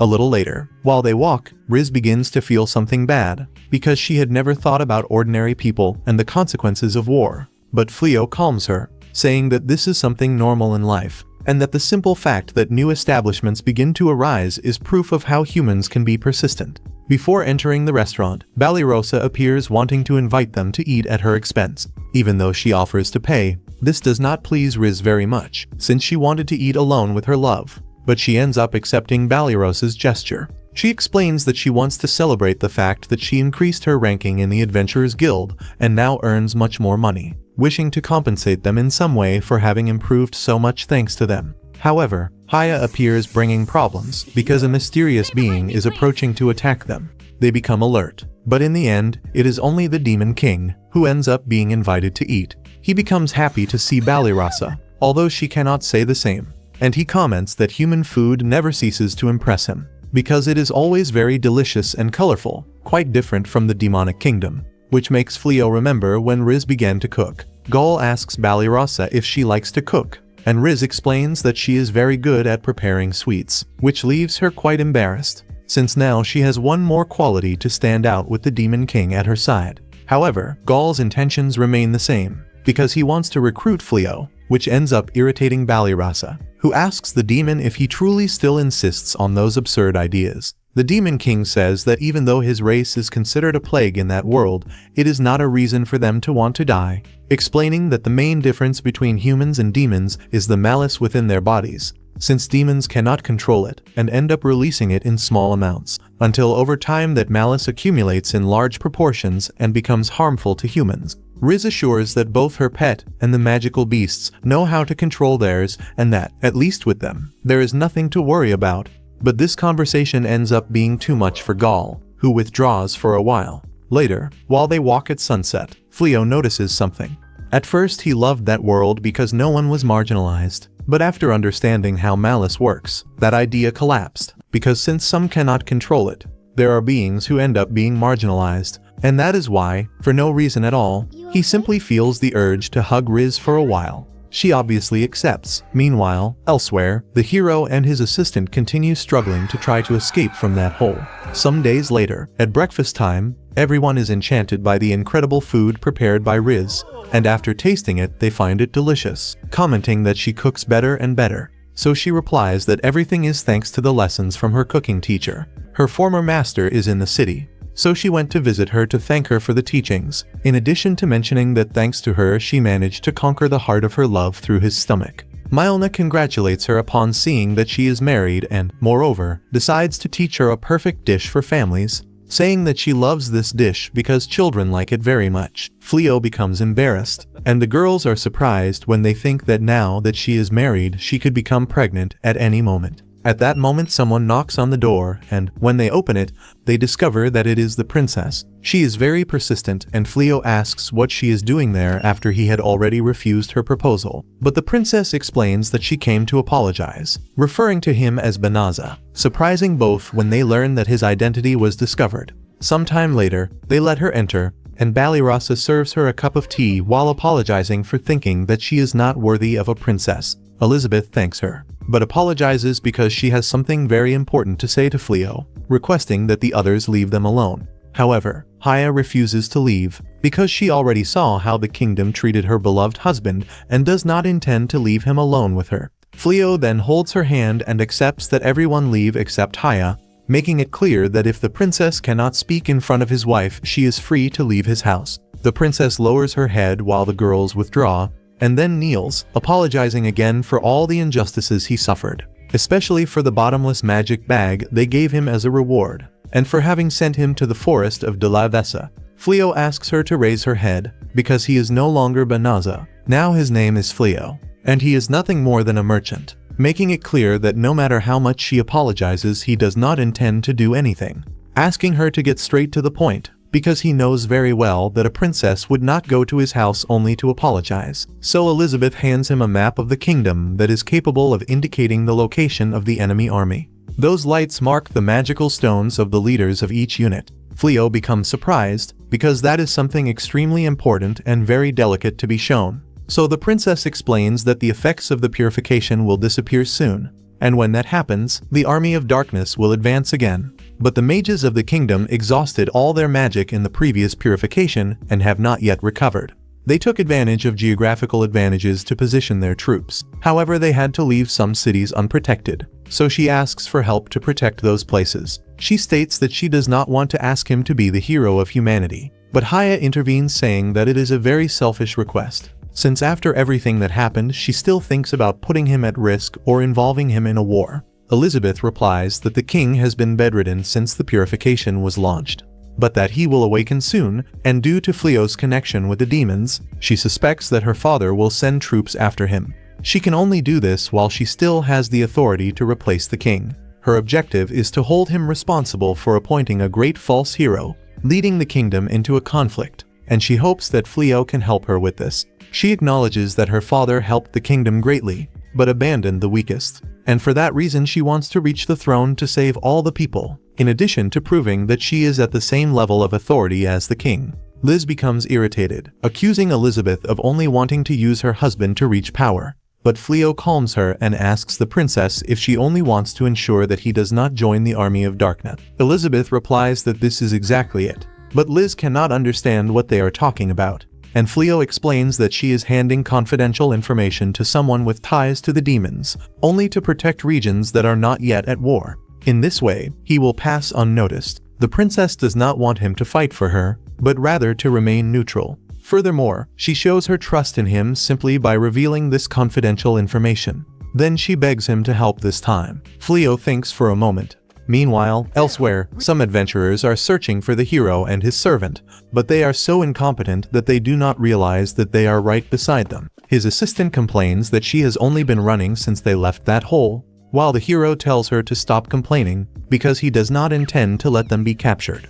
At that moment her stomach makes a noise, and the hero searches for some biscuits in the bag, confessing that he is surprised that she is still following him. Then she replies that she could say the same, because it would be much easier for him to escape without a dead weight like her, which leaves him quite embarrassed. In addition, she comments that he looked very admirable when he opened the cell, Suddenly, a spider appears that traps them in its web, revealing itself as the assistant of the demon Yulgard. She says that she was looking for sacrifices, but ended up finding a very handsome boy. That night, Rise asks to sleep with Fleo, and I have no idea why they still sleep separately. She asks if he is still thinking about what the princess said. He confesses that he wonders what he should do in that world, because he cannot simply remain indifferent, since if one day they have children, he would like them to live happily among humans and demons, and he is determined to create a world like that. The next day, in a small village, people begin to evacuate upon seeing the army of the Demon King. A little girl was in the forest gathering nuts when a horde of monsters leaps toward her, but Rise and Fleo in disguise arrive to save her, creating a barrier to stop them while sending the child to flee. Rise comments that she is willing to help him, but questions why he accepted such a tedious task without reward. Then Fleo replies that accepting money would make him a mercenary, and that he lost any right to a reward when he heard the princess's request. Rise becomes quite confused, and asks if that means that now he will have to marry the princess, saying that many races take more than one wife for themselves, but Fleo says that he will not marry her. At that moment, a demon asks what a wolf woman is doing beside a human, and Fleo replies that they are protecting the city, saying that if they leave in peace there will be no problems, but if they resist he will show no mercy. Then suddenly a huge cyclops appears and begins to destroy the barrier. Rise comments that he is the strongest in the army and serves the brother of Gaul, and the cyclops begins to despise and insult the wolf race, saying that despite being one of the 4 infernals, they failed in their duty and on top of that support a mere human. Enraged, Rise asks Fleo to let her fight, because she cannot accept that he humiliates her entire race, which values strength above all. Fleo, even without fully agreeing, accepts, but asks her not to kill him. She crosses the barrier and begins to attack him repeatedly, but causes very little damage, so she starts to use position swapping as a magical strategy, leaving the Cyclops stuck to the ground and demonstrating total superiority. He accuses her of using insolent human methods, but Rise replies that he is still alive precisely because of that insolence. Upon retreating, the Cyclops orders the other monsters to attack, but Fleo captures them easily and then treats the Cyclops' wounds, who confused asks what he intends. Then Fleo replies that he wants them to withdraw. He says that he could teleport them, but they would probably return, so he prefers that they leave of their own will. The Cyclops asks who he is and Fleo replies that he is only a human friend of that demon, saying that he would also like to be their friend, but that if they do not listen to him, he will face them as many times as necessary. They become terrified and decide to leave, while Rise hugs him and congratulates him, saying that the intimidation poses they practiced at home were worth it. Fleo confesses that he felt a little embarrassed and Rise asks if he is sure that everything they are doing is right, because they may attack again as soon as they receive orders, suggesting that perhaps they should torture them more to end their will to fight. Fleo agrees that perhaps that way they would not return, but that would only make humans and demons hate each other even more. Some villagers arrive to thank him, but upon seeing Rise they ask what a wolf woman is doing there and Fleo explains that she is his companion. The little girl thanks them for saving her life and Rise says that she is happy that she is well, and Fleo says that they should thank the Princess Heir. In the capital, they inform the princess that a mysterious sorcerer adventurer is defeating the army of darkness in several regions, accompanied by a silver wolf and wearing a wolf mask. The counselor orders that if the forces of the kingdom of Clyrold see him with the silver wolf, they must help him, while the princess promises to repay the favor someday. Meanwhile, Gaul watches from afar, wondering how his brother dares to act without his orders. Suddenly, a demon warns that Yulgard is preparing for an insurrection. In the Kingdom of Darkness, Yulgard's assistant announces to him that they possess humans with high attributes and they will be used as sacrifices in a ritual that will summon the god of evil and thus guarantee his victory. Gaul runs toward the Kingdom of Darkness while his brother awaits him anxiously, but later Fleo and Rise drink tea with Gaul, who asks if he can stay in their house for free for a while. They become confused and think it is some kind of joke, but Gaul explains everything, remembering how during Yulgard's rebellion, Illuminas confronted the 4 infernals for betraying Gaul. While they argue that he became weak and distant from conquest, they eventually face Yulgard in the throne room. The tension rises, the blows begin to intensify and suddenly Gaul arrives. After hearing the accusations, Gaul reveals his true power, but instead of fighting, he removes his ring and hands it over, abandoning the throne of Demon King. But Yulgard attacks him anyway, Then Gaul defeats him with a single kick and leaves. The four infernals beg him not to go, realizing their mistakes. Later Illuminus says that they have no money nor place to go, because Gaul had given everything he had. Fleo says that he has no problem helping, but needs time to consult the others. Ballyrosa arrives and freezes in fear. She recognizes Gaul and Illuminus. Fleo suggests letting them stay temporarily. Although Ballyrosa is terrified, Gaul assures that he is no longer the Demon King and promises that he will not harm humans, explaining that he never liked the methods of his predecessors and abdicated the throne after he lost support. He remembers how Fleo once prevented a battle between humans and demons as an anonymous adventurer. So Fleo asks the girls if they agree to let him stay, although most accept, Ballyrosa remains against it, asking how they can manage to accept living with a former Demon King and his assistant.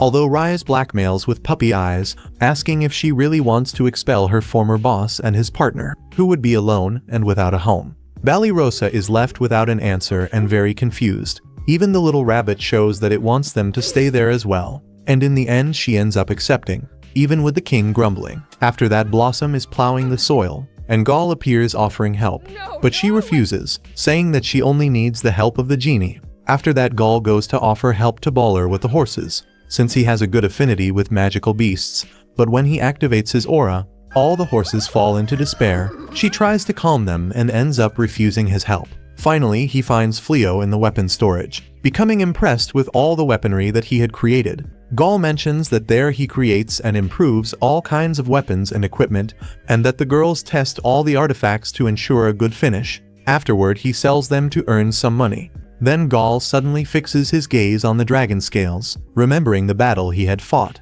Fleo thinks that he may be upset about that, but Gaul comments that in that world, it is normal that the strongest live above the weakest, and that in the end they were the ones who attacked first. While they talked for some time, Riz and Uluminas observe them hidden, and Uluminas wonders how her lord, being a demon, managed to get along so well with a human, since not even when he led the demonic army did he seem so animated. At that moment, Riz notices that Ballyrosa was also observing them in secret. At night, everyone was gathered together, eating and having plenty of fun, but Ballyrosa stayed apart, feeling sad and excluded. And when everyone went to sleep, she was the only one who remained awake watching the sky. Suddenly, Riz and Fleo approached with some herbal tea and biscuits. Fleo assumes that she must be sad, since he had forced her to accept Gaul, and asks if they could talk a little to settle everything. But she says it is not necessary, since she was living there for free, and that she was only surprised by how quickly all the others accepted it. Fleo understands her feelings and says that he likes how he has been living life with them, sharing, cooking and selling to earn money, and at the same time studying and improving himself in every aspect, but that sometimes not everything can turn out the way she wants, even when everyone respects each other and does what is right. Ballyrosa accepts with difficulty, but although Gaul likes the place and wants to stay, she feels that he does not deserve to live there, because unlike the others, she thinks he is not useful, and also understands that although Gaul and Olumina are demons, they also eat, smile, and have fun just like them. Even so, even understanding all of this and being only a novice on the battlefield, her mind cannot accept it, and she keeps remembering several fallen companions who cried during combat. She admits that perhaps he is not malicious, but she does not know if she can laugh and live under the same roof as that person. Fleo understands everything she feels, because many humans also reject demons like her, and clearly each one has their own reasons for that. He cannot do anything about it, but he also does not think they came only out of necessity.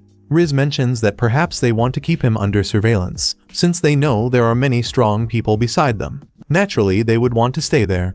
Ballyrosa is surprised and asks if that does not bother them. Then Fleo replies that it does not, because he has nothing to hide, but in any case she does not need to suppress herself nor be friends with everyone. She only needs to accept and respect each person's way of life, and that way they will be able to live harmoniously. To end the conversation, Fleo offers her biscuits. The next day, Ballyrosa gives a warning to Gaul and Uluminas. If they harm any human, she will not forgive them and will fight them as revenge, but Gaul accepts gladly, approaching to extend his hand and thanking her for allowing them to live there. But she does not extend her hand, saying she will greet them on the day she believes they deserve her trust. Then she withdraws, marching toward the forest beside the little rabbit. Meanwhile, the former hero escapes together with his companion while shouting that upon reaching the city he would take a wonderful bath, and the two run toward the city with a bag full of treasures stolen from the Demon King's castle. And this is releasing a large amount of malice. After that, Yulgard is wondering how they always end up being defeated. If those humans are so small and much weaker than them, asking for explanations from his companion Fufu, who comments that according to the reports the humans set traps and placed them along the path of the Dark Army, preventing their approach to the city of Clyrode, and he becomes irritated seeing that simple traps defeated them, since as far as he knew that had never been an obstacle to victory. So he decides that he will crush them with an enormous army so they will not have time to stop them. Then Fufu asks where he intends to get such a large army, and Yulgard strikes her hard, saying that this is her job, to think about where to obtain the soldiers, and warns her to prepare a good plan for the next attack. They realize that Yulgard does not care about losing, as long as he keeps advancing, without considering how to do it, very different from the way Gaul acted, who always advanced after investigating all variables, something quite expected, since the intelligence forces of the army were loyal to Uliminas. While they thought about what they could do so the people would not become discouraged, Fufu comments on her plan, whose first step is to hold a social gathering to reinforce their morale. After that we see her rushing to hug Fleo. She comments that she managed to win a ticket for some hot spring baths, celebrating that they could make the trip alone. But the employee warns that the ticket is valid for a minimum of 3 people and a maximum of 15. Then a disappointed Hish asks if she could exchange the prize, which would be quite selfish. On the other hand, Gaul and the others walk through the streets observing the number of people. Even being an isolated area, Uliminas notices that everyone wears very strange clothes. Then Balirasa explains that they are called yukatas, traditional clothes of an eastern country. Meanwhile, Hish continues lamenting that she cannot stay alone with her beloved husband, and he comforts her by saying that this way they will be able to get to know Uliminas and Gaul better, and that whether alone or in a group, it is important to enjoy the trip. And at that moment Hish hears the girls commenting that the hot springs are very good for fertility, becoming very happy, because she plans to give her beloved husband a small Fleo child. Fleo becomes confused by her sudden change of mood, and when they arrive in Kinazaki, the elderly lady receives them. She hands over the yukatas and begins the guide. Hish secretly approaches an employee, whispering which of the springs improved fertility, receiving as an answer that it was the Yanagi bath, which was located outside. And she also received a map along with wishes of good luck, making Hish embarrassed but determined to fulfill her objective, the pregnancy.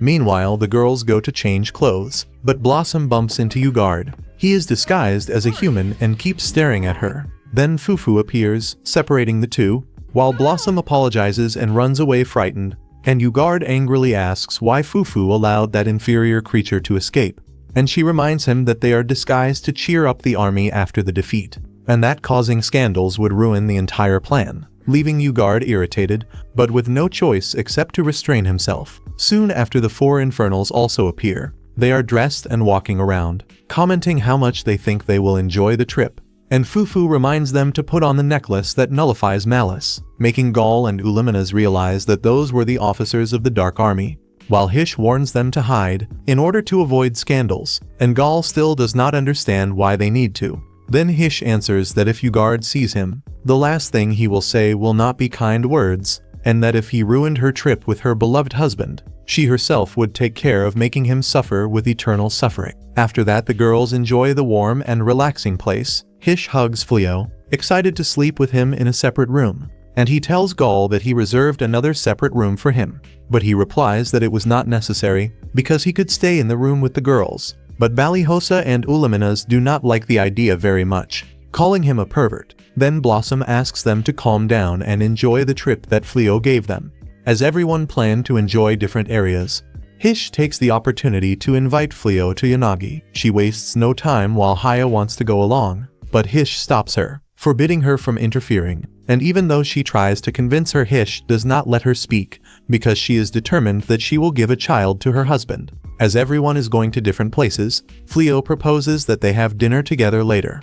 Everyone agrees and Hish quickly pulls him to begin the action. After that, Haya accesses her mind and finds herself with Dadamalinas, who asks if she had forgotten her, receiving as an answer that this is impossible, since her soul will be with her for all eternity. And taking advantage of this, she says that she needs to entertain herself a little with her. And while trapping her on a bed, she comments that she feels a certain attraction toward human reproduction. And although she wanted to have seen and experienced the performance of her master and his wife, they did not allow it. So she thinks about trying on her own by going to bed with her. But Dadamalinas is very nervous and says that this act can only be done with someone that one loves. Besides, they are women, and it is not possible to do this with the same gender. Then Aya answers that she is a genius who governs light and darkness, a being transcendent beyond genders, and that they are always attracted to ambitious things. And when she removes her clothes to begin the act, she ends up being expelled from her own mind, understanding that first the other person needs to agree. On the other hand, Ricey and Fleo arrive at the Anide bath, and she asks that after the bath he give a lot of love to her. Fleo says that he will try to do it, and she ends up pulling him into the female bath.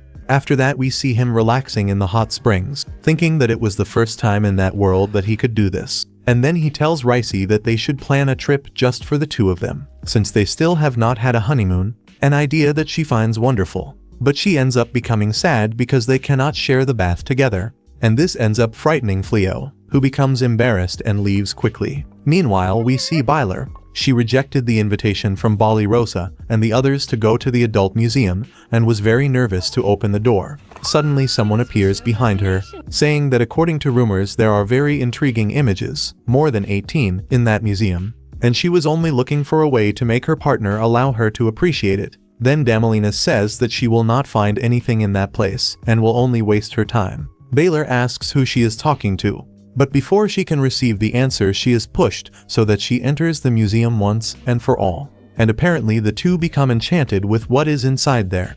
Many afternoons the girls are drinking at a bar, and Blossom, who was already a little drunk, tells Bali Rosa to stop staring at Gaul, since if she likes him she should simply go and say that directly. But she answers that she is only observing. And at that moment Gaul mentions that they seem much more relaxed than usual, and Bali Rosa's yukata clothing makes her beauty stand out. Ulaminas becomes upset when she hears this because she grows jealous, saying that he should maintain the posture of a demon king, not keep praising a mere human. Bali Rosa is left without words, and Blossom invites the two to have some drinks with her. Returning to the Infernals who were eating, Ugardi comments that human food is disgusting, and everyone agrees with him. Although they were devouring it, Ugardi realizes that they need to become more excited, so Fufu begins to dance, but she is beaten by him since he did not like it. Then two lunatics begin to fight just to entertain him, but in that moment they accidentally knock down the necklace that nullifies malice. Meanwhile, we observe the false hero and his companion. They finally manage to escape. They were desperate to bathe and eat something tasty. Then he shows the treasure that he had stolen and wants to sell it to obtain a fortune and become rich. But she complains because now they are thieves, and while they were arguing, a dark energy begins to come out from the stone. Suddenly, the two demons begin to fight much more strongly, using several spells and destroying the entire place. The servant realizes that those people were truly the demons who had imprisoned them. But at that moment, the rock seems to absorb some type of energy and strikes the body of the hero, invoking that dark magic and turning him into a giant monster, changing. In the new scene, Ulaminas was still drinking when Bali Rosa approaches her to say that she should not drink so much, but Ulaminas is very rude. Then Bali Rosa asks if she wants Gaul to return to being the Demon King. She answers that this is the correct thing to do, since her world is based on meritocracy, and there is no one who has more power than him. Besides, he cares greatly about his own race, and in that way she thinks that he should not adopt that human form, giving up all his nobility and grandeur. Bali Rosa finds it amusing, but thinks that for someone who left the demonic army and followed him until there, she is still very harsh with him, saying that the only reason for this to make sense is that she is truly in love with him. Ulaminas cannot believe that she said that, and Bali Rosa notices that the inn is being destroyed. The residents become frightened when they see all the chaos, but the old woman begins to save everyone using a magical talisman that rescues them. Suddenly a large rock was about to fall over her, but Fleo manages to perceive this in time, preventing the entire disaster. But since he has no idea what is really happening, he orders Rins to go discover. Then she runs out naked, forgetting that she was without clothes, and Fleo asks her to return and get dressed. Meanwhile, everyone observes the monster, wondering what that is, and Gaul answers that it is a concentrated mass of malice. And Ulaminas comments that she saw Ugard together with the four Infernals, so they must be the ones causing that disaster. She observes the magical gem that the hero carries, and it seems very strange for him to have it, since no other species besides demons could control it. Ballyrosa says that in any case they must save the people of the inn before real danger occurs, and when they were going there Uluminus stops them. Gaul says that Fleo is the most capable person to take care of this, so they should hide, but Ballyrosa interrupts him, warning that Fleo has been mediating between demons and humans for a long time. He has suffered greatly, and even so continues using his power to preserve peace between them. And even though he is a very strong person, they still must support him, because they want to be some help to him in some way. After leaving, Uluminus comments that they are only fools who do not even know their own strength. And Gaul knows that Fleo only keeps them at his side because they need his protection. Even with Rise telling him not to do anything, it is not the time to remain with arms crossed and leave all the work to them. So he asks Uluminus if she will accompany him to fight at his side. Uluminus becomes emotional, since he had never asked her opinion before. She says that it is a shame for the Demon King to unite with humans, but he makes it clear that at that moment he will not unite with anyone and only wants to defend his friends. At that moment they move toward the inn, and Yulgard upon seeing them goes toward them excited, because he wants to have a good battle after so much boredom, beginning to control the malice that the hero had accumulated. On the other hand, Ballyrosa runs desperately when she realizes the confrontation between Gaul and Yulgard. She takes responsibility for informing Fleo, while Blossom becomes responsible for evacuating the people. Gaul manages to defend against Yulgard's attacks, so upon noticing this, he controls the monster and attacks Uluminus, but Gaul defends her, which leaves Yulgard very furious. Returning to Fleo, he is trying to contain the disaster. Ballyrosa finds him saying that the monster appeared suddenly, destroying everything in its path, and apparently Yulgard together with his henchmen managed to infiltrate as customers in the inn. In addition, when she was searching for Fleo, she saw Gaul talking with them, and even suspected that they could be accomplices. But Fleo answers that this is impossible, and that he knows that better than anyone. Despite this, he feels calm, because with Gaul and Uluminus nearby there is nothing to worry about. So he focuses only on protecting the building. On the other hand, Gaul realizes that Yulgard's attacks are becoming increasingly stronger, and that he needs to be careful with his control of malice. But he notices that he might also be able to dominate it. Uluminus realizes that they have to remove the human from the demonic gem, and then Risa accepts that she can handle that in order to take revenge for having ruined the trip with her husband. She uses short-range movement and applies divine punishment on the hero, removing him from the demonic malice. The servant was about to fall, but Gaul saves her because he promised not to harm any human, and Yulgard throws himself right after him. Then Gaul asks if he has never thought about surrendering, but Yulgard answers that he will eat, drink, and destroy everything he wants, because demons like him live by following their instincts. He prepares his fist with magic to attack him, and after a great explosion Gaul manages to dodge, even becoming more excited with the battle. Yulgard tries to land a blow on Gaul, but ends up disappointing him, because he expected that his brother would be more cautious and observe the environment better now that he obtained the power of the Demon King. On the other hand, Uluminus was with the four Infernals, asking why they allied with that idiot Yulgard, but they say that they were there only to relax and had no intention of fighting at any moment, and if the two Demon Kings want to fight, they are there only to watch. Fufu begins to irritate Uluminus, saying that she will not allow anyone to interfere with Yulgard's objective. She uses her spider to attack her, but Uluminus dodges and jumps on top of her, and Fufu likes the claws because she is very masochistic. Meanwhile, the fight continues, but for Gaul it is nothing more than a game, because he is easily blocking his attacks, defending himself with a magic that returns the same blows. Yulgard realizes this, so he increases his power and begins to attack him rapidly, saying that by longing so much for peace, Gaul lost all his aggressiveness. As he is focused only on defending himself, he ends up taking a headbutt that hurts him considerably, while Yulgard demands that he entertain him for a little longer, but Gaul literally silences him, apologizing for the magic he is about to use.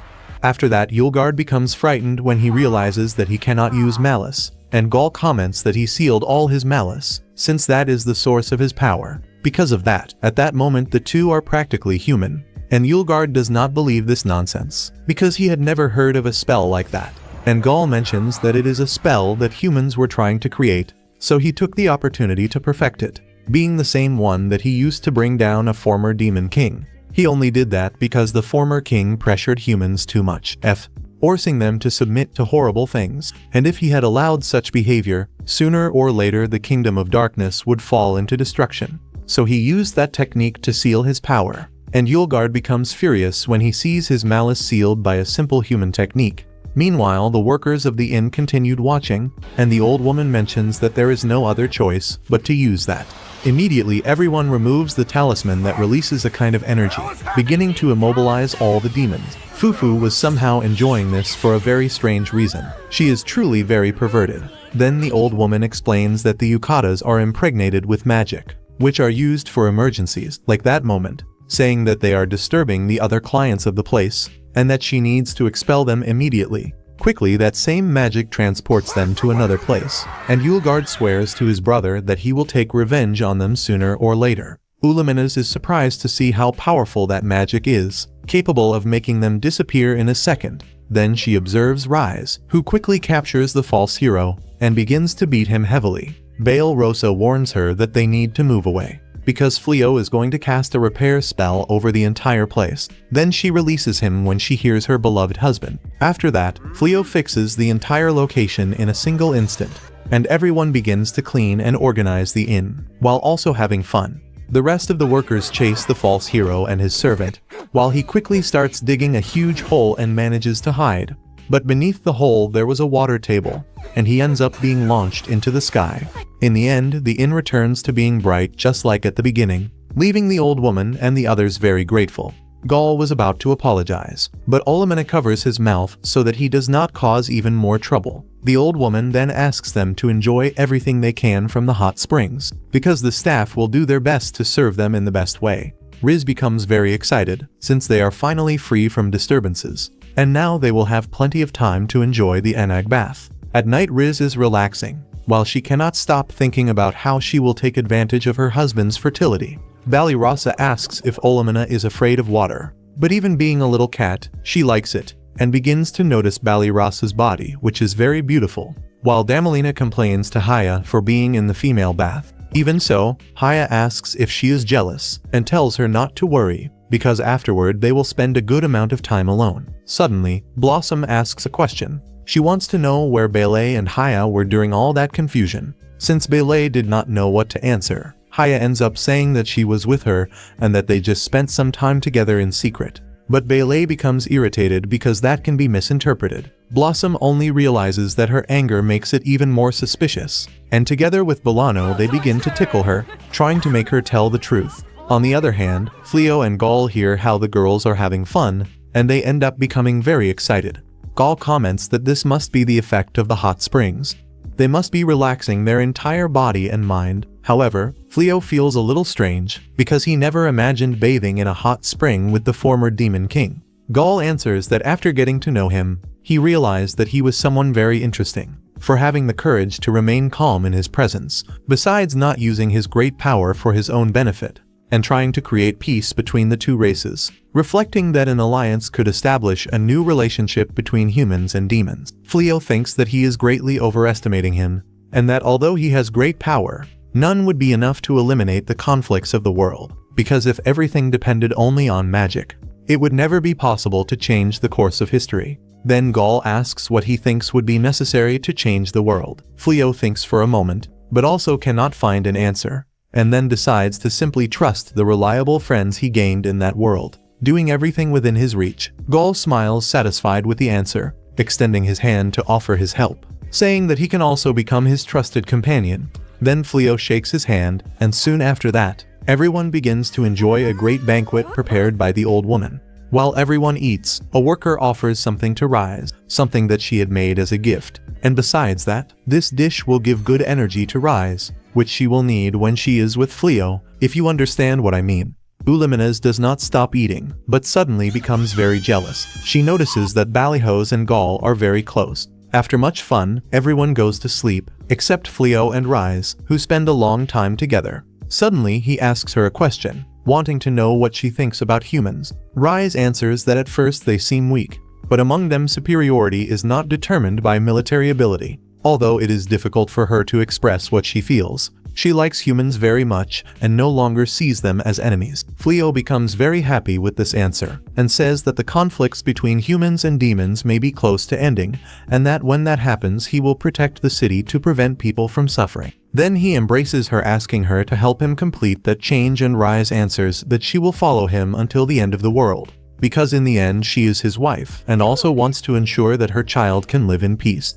Fleo becomes very surprised when he hears this and then kisses her and begins to show some affection. The next day, Rise wakes up in a very good mood. The girls realize that what had to happen has happened when they see her radiant skin. They finally understand the reason for her happiness. Then Haya says that she wanted to have seen everything, while Gull does not understand absolutely anything that is happening.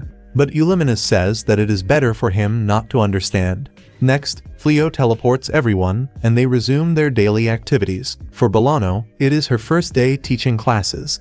Even feeling a little embarrassed, she moves forward with all her enthusiasm. On the other hand, Haya helps Blossom with the harvest, and when she tests it, she realizes that it turned out very well. Even though everything was cultivated with magic, Haya becomes very happy about it, while Balberry comments that he will help them transport everything throughout the city. After that, Fleo is teaching Gull how to use a bow, when Ballyrosa approaches to thank Gull for the armor that he made for her. But Uluminas does not want him to continue chatting and begins to growl at her, making Ballyrosa change the subject, commenting that later the coronation of the princess will take place and that the only thing she hopes is that the demons will not advance while the event is being celebrated. Gull answers that this will not happen because due to his magic, the guard will take a long time to recover.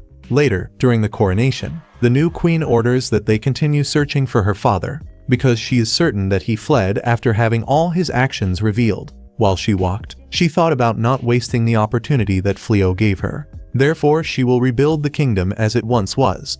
On the other hand, the false hero continues to be desperately searched for throughout the entire city, but he is hidden in another hole fighting alone with himself, because he still waits for the day when he will be recognized as the true hero. After that, everyone was walking back home to eat, and Fleo comments with Rise that he will open a shop, and he also wants to take advantage of it to sell her sweets there. While they discussed how to make the business grow, their dream continued growing little by little.